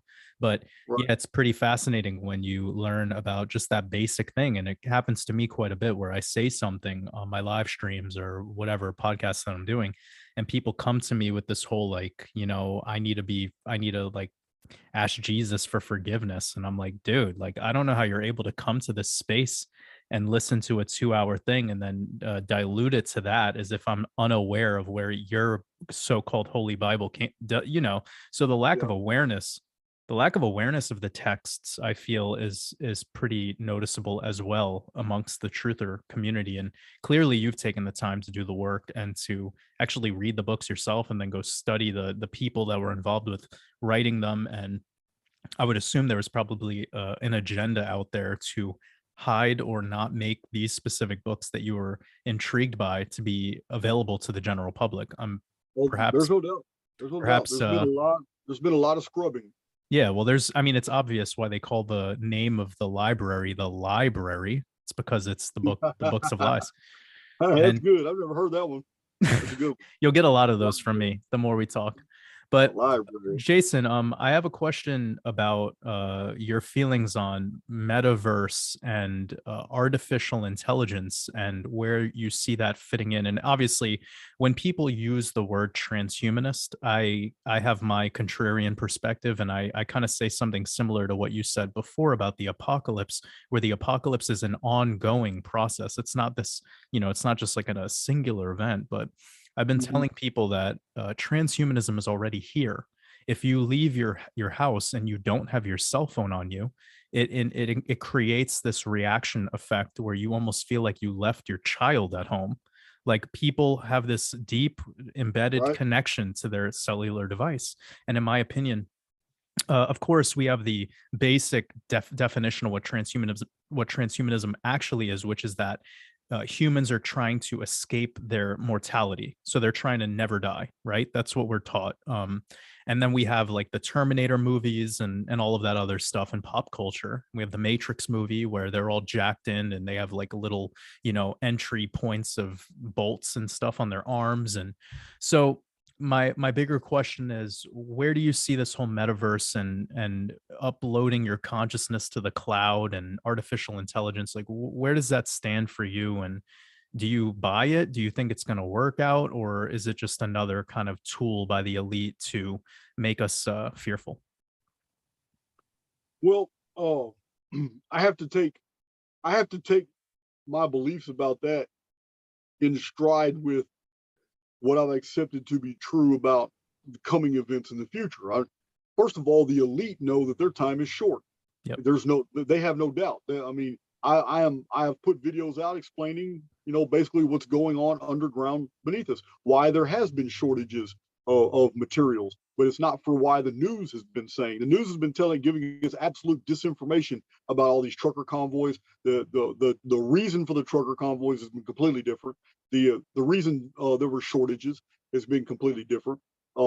Ship channels are absolutely packed with Chinese ships and all that, but a lot of this stuff never made it to the shelves of America. Well, there's a reason for that. The immigration problem, where we have millions of people that have been documented as entering in the United States from all these South American, Central American, and North American countries like Mexico, and yet where are they? Almost in Texas, almost every single company is begging for people to come to work. Our population is swelling right now from all the people that have come from other states. But where are all these illegals and immigrants that we keep hearing? I'm in Texas, and I mean, it's almost as if that they're being put to work somewhere else. They're going somewhere else. And such large populations that are laboring in underground facilities, preparing for an event, will require huge commissaries. They're going to require a lot of things that should have been on the shelves. In America, it's and I go into detail. I don't want to go into detail in this little conversation here, but about the preparations the elite are doing for the coming Phoenix. They have 18 more years, which is a lot of time, but they're going to be going underground way before that. Once they're self-replicating all the things that they need to do, because building underground facilities and surviving on foodstuffs is not as easy as you think. It requires agriculture. They have got whole caverns down there full of crops that grow in the underworld, in basically caverns. And this isn't the first time they've done that. They have done this multiple times. This isn't me making this up. We have traditions of whole populations of kingdoms going into underground facilities to survive disasters.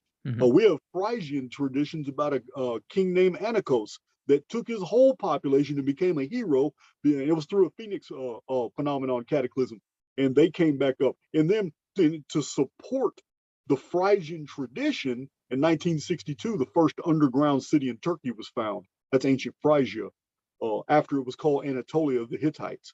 So now 61 other cities have been found, all underground, all in Turkey, and it's blowing archaeologists' minds. I mean, easily a few million people could have survived a massive cataclysmic fallout event in all these underground communities, carved out of solid rock, ventilation systems that were designed in case the surface flooded, it would still trap air, and it's just fascinating what they have found in Turkey. And yet mainstream doesn't talk about this. You can get books in a library about them. You can go on Amazon.com and order like Lost Cities by David Hatcher Childers, and you could read all about these underground cities in a deal. But you don't just see this on the news. You've never seen a news item talk about it.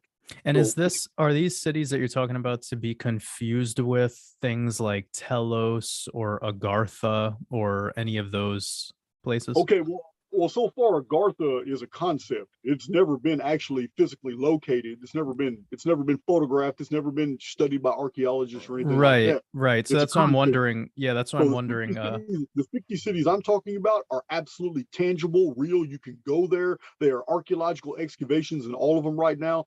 They have been there for almost 40-something years excavating those areas, but it's not put out in your periodicals. It's not put out. The media doesn't talk about them because of what they are. These are ancient fallout facilities that the elite had built long ago to survive the exact same thing they're going to be running from in 18 years.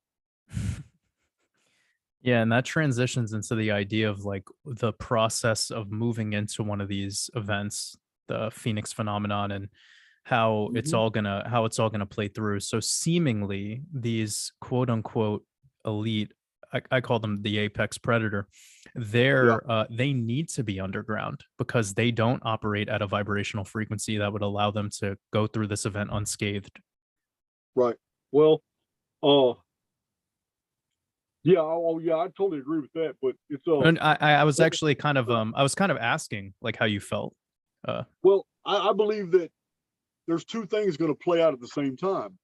One is they're going to continue to fortify their positions basically in the underground, and they've been using the military industrial complex to do it, of all different nations. Right. There is a wrench in the system, and I know a lot of people think that all political events are scripted, but they're not. They're not at all. There is a problem among the elite that they have never really been able to solve. And this goes back in history to a long time, since the Byzantine times. There is one nation that is in this world that bucks, that every single time the elite are all coming together and they're going to make something happen, they're going to do something, this one nation disrupts everything. This nation is Russia, and they have a very long history of working against the Bolsheviks.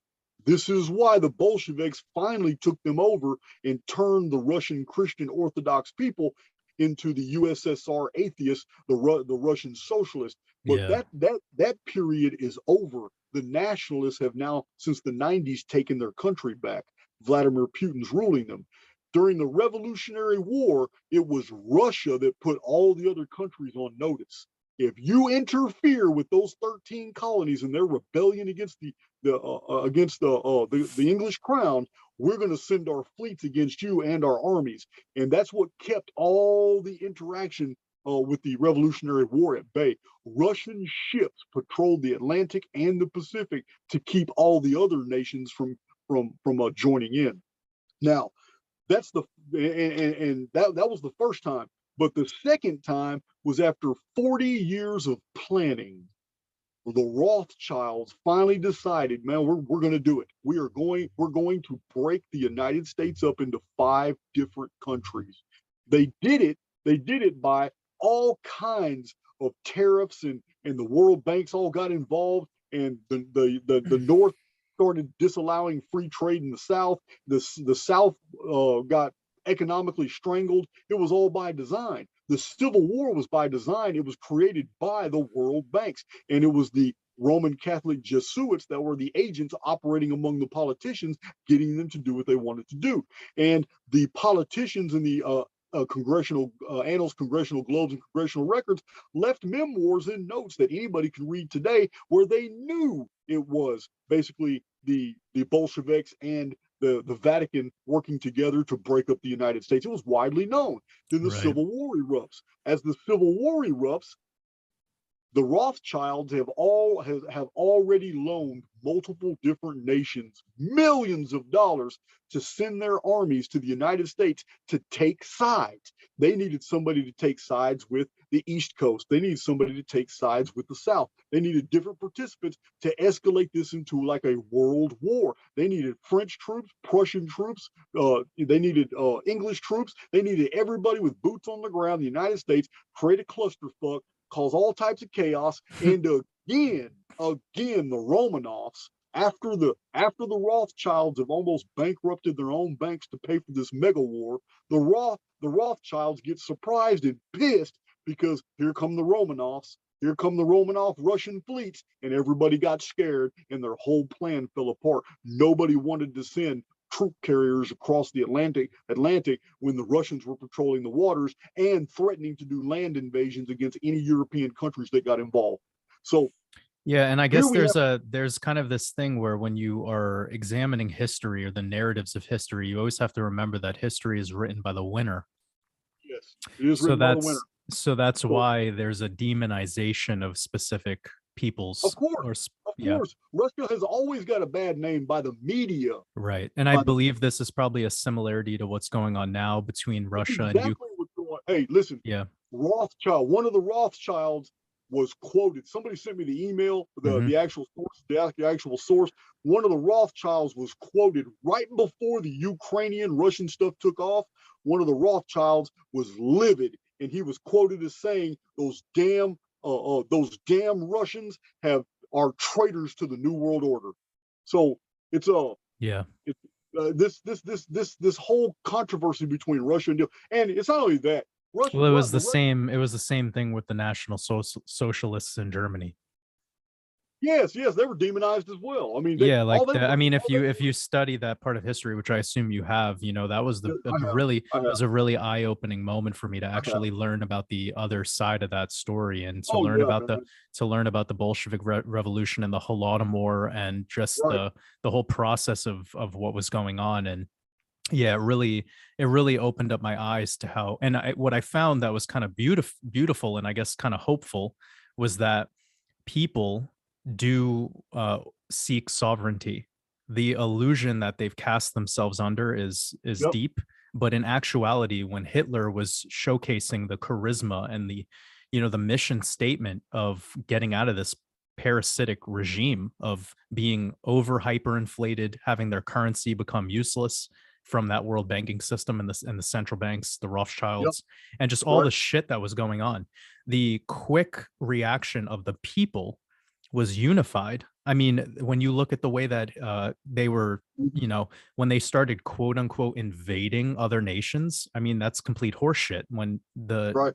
When the Germans went into Austria, the women were throwing flowers at the men. If they were, it wasn't an invasion. You're right. Yeah, Absolutely. it wasn't an invasion. And I actually, Yeah. Jason, I gotta admit, when I learned about this, I accepted it and talked about it publicly, and I like again learned that there's just certain things that you can't talk about in public because it instantaneously turned me into like a Nazi lover. And I'm like, Yeah.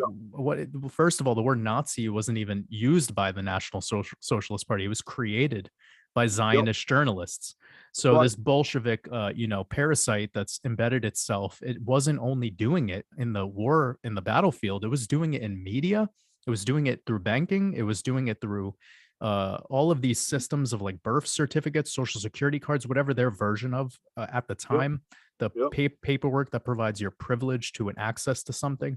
But the media was the huge part. And Yes. one of the things that they did that I thought was mind blowing was during the early stages of it, they started implementing, like, they basically demoralized the nation. So they started pushing things like child pornography being illegal. This Yep. is what the Bolsheviks were doing in Germany. And Mhm. they were making it so basically pedophilia wasn't a problem. Like it was completely accepted and it was legal. And you could have a prostitute that's a 6-year-old. And this is the kind of shit that, like, Do you when know why? Do you know why they did that? well, I was listening to a classic interview from Yuri Bezmenov, who was like an ex KGB. Anyways, he's probably an agent, but he did reveal some really important points, and I've watched it unfold in the recent history, so I could see its implementation back in the 20s, 30s, leading into the First and Second World War, and the implementation of the Federal Reserve System in 1913 and all of that. But that demoralization piece, the demoralization of a nation is critical, and I believe we've watched that happen here in the United States, obviously in a lot of other places as well. But what's your key point on that? What do you feel is the main? Oh, well, it's an absolute recognition of the very book they follow, the Talmud. If you have not read the Talmud, then you Yeah, probably don't know what I'm talking about. no, I have, and I've even stated it in a couple of my live streams that a lot of these people that are so-called Jews and they don't know anything about the Talmud, or they don't know anything about Kabbalah, but Talmud in particular. I was listening to a German lady she was in an interview, and she asked the person who was interviewing her, she said, "Have you read the Talmud?" And the guy said no. And she said, "Well, until you read that book, you will never know what I'm about to tell you." Yeah. And it was she was 100% right, but there's some of the most vile things I've ever heard of in my life being Hmm. done in that book. Yep. um Cracking baby spines, I mean, it's just fucked, man. And like Yeah. when I first learned about it, it opened my eyes and illumined me to a darkness, but at the same time, it reminded me of like why I don't resonate with organization of anything, groupthink, and how Right. if you could push some of these things and they're accepted and popular, that's what a cult is. And there's a couple of cults running this show, and they're operating in a way that nobody would ever even recognize them as a cult. But there's something going on slowly where I see it unfolding on our world stage through events like what you just brought up with the Ukraine-Russia thing. And I quickly responded very similarly to it. First of all, I already knew that Ukraine wasn't the good guy. I already knew once I saw every application on my phone and every email that I was getting talking about supporting Ukraine and donating money to them and all this shit. And even the United Mhm. States talking about recently donating a substantial amount of money to Ukraine. I mean, it's like, come on, man. There's people here that are unemployed. They've lost their jobs. They can't afford gas anymore. They're putting money into another country's pocket, and people are Mhm. believing that it's for the greater good. And Yep. it's because this history, it doesn't even need to be written by winners. It just has to be forecasted in a way that can get people in fear of one particular thing so that they could be accepting of another. Yeah, I agree. I see. Well, this leads to the next 18 years. Well, what I see playing out uh, before 18 years has passed is that this this control system that governs the entire world is basically going to give the peoples of the world what they want. It's going to give them their countries and cultures back. It's as it's doing that, it's steady burrowing in the ground.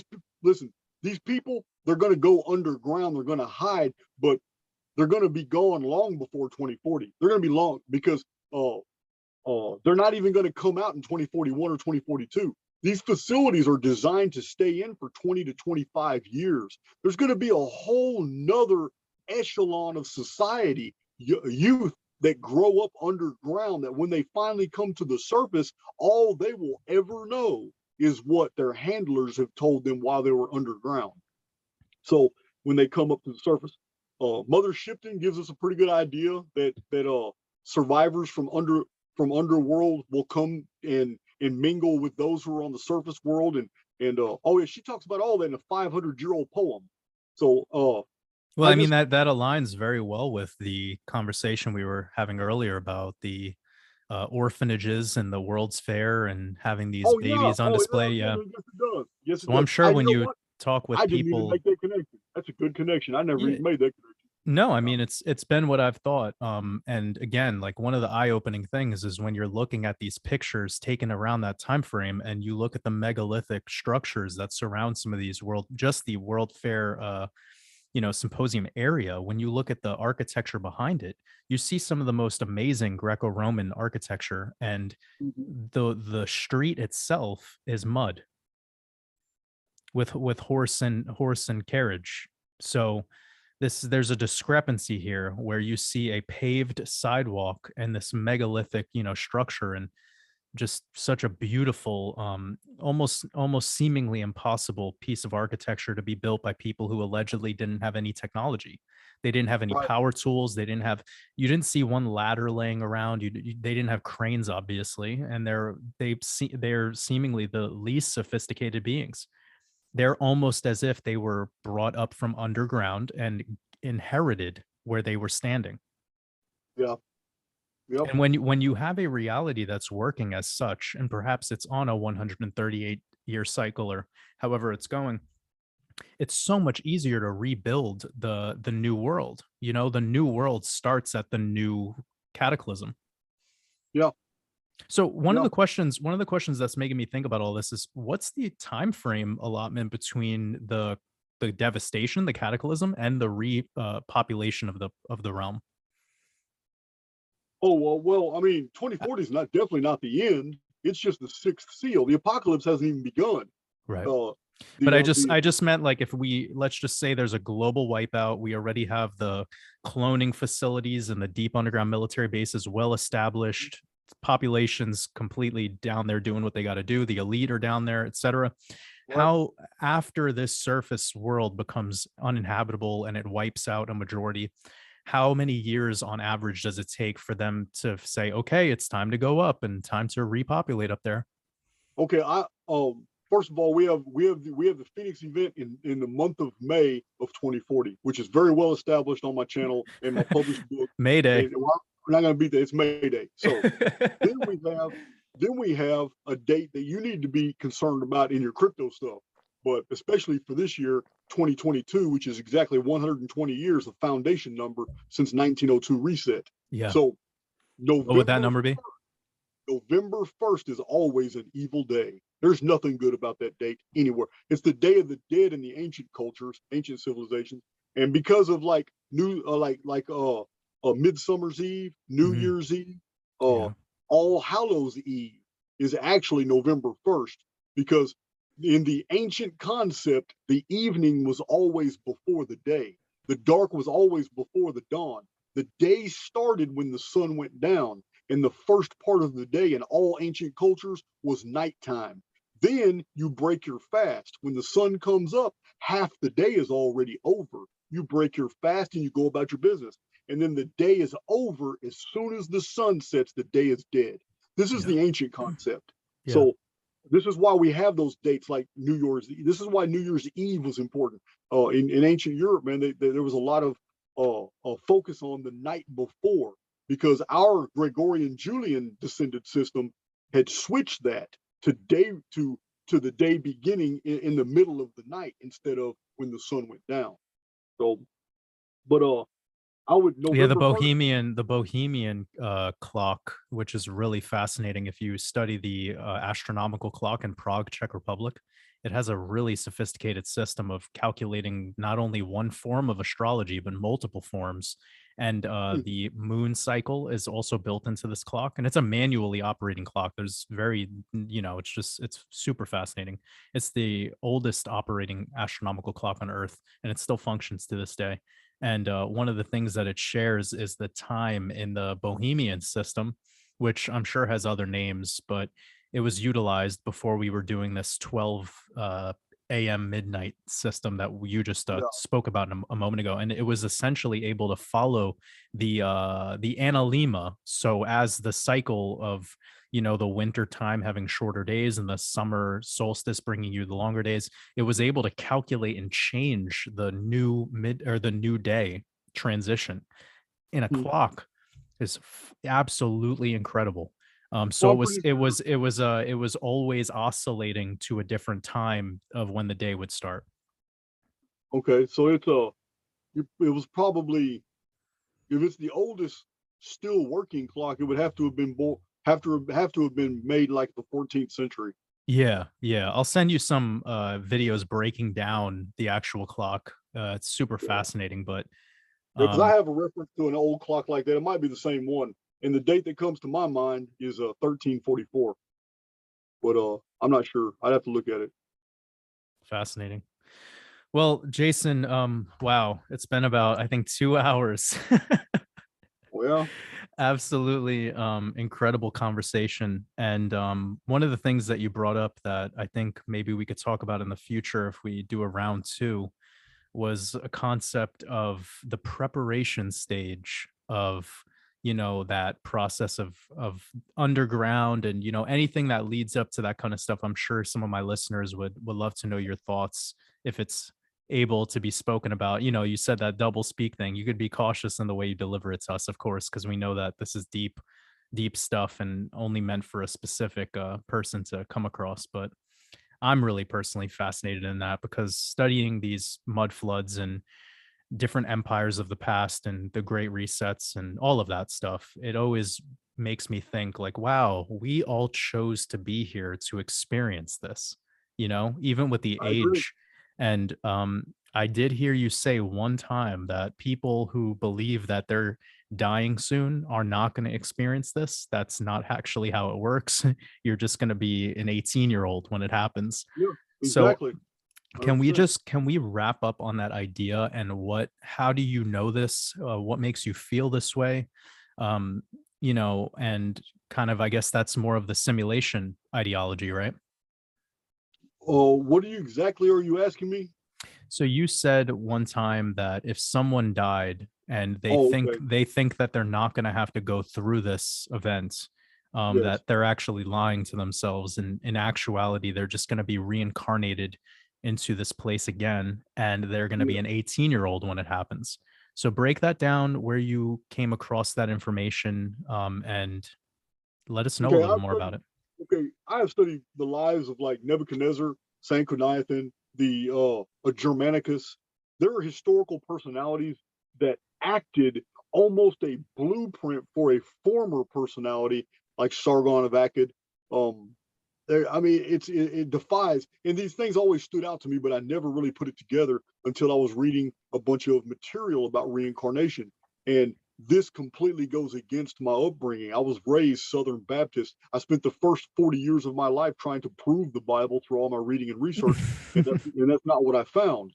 And in finding these things on reincarnation, it shocked me to learn that thousands of cases have been isolated and studied where 4, 5, 6, 7-year-old, 12-year-old children are giving up very intimate details that are being documented about a family that lives not even a mile away. They know the inside of the house, what the garage looks like, what car was there in what certain year. They know what the pet dog's name was and all that. And a lot of these times, it's come to find out that this was an elderly who was living in that house and died there, or this was a teenage girl who at 17 years old had a car accident and she was raised in that house. And it seems like the simulacrum brings people back into close proximity to where they made their exit. And there's too many similarities. There's too many, and I say this all the time, that too many coincidences exhibits no coincidence at all. So having come in contact with this type of data, I have to introduce that into my paradigm. So if what's true for what I see before me has to be true for me as well. Therefore, I've lived multiple lifetimes. I lived multiple sims. And when I put that into perspective, now things begin making sense to me. Okay, well, I've been a Trojan.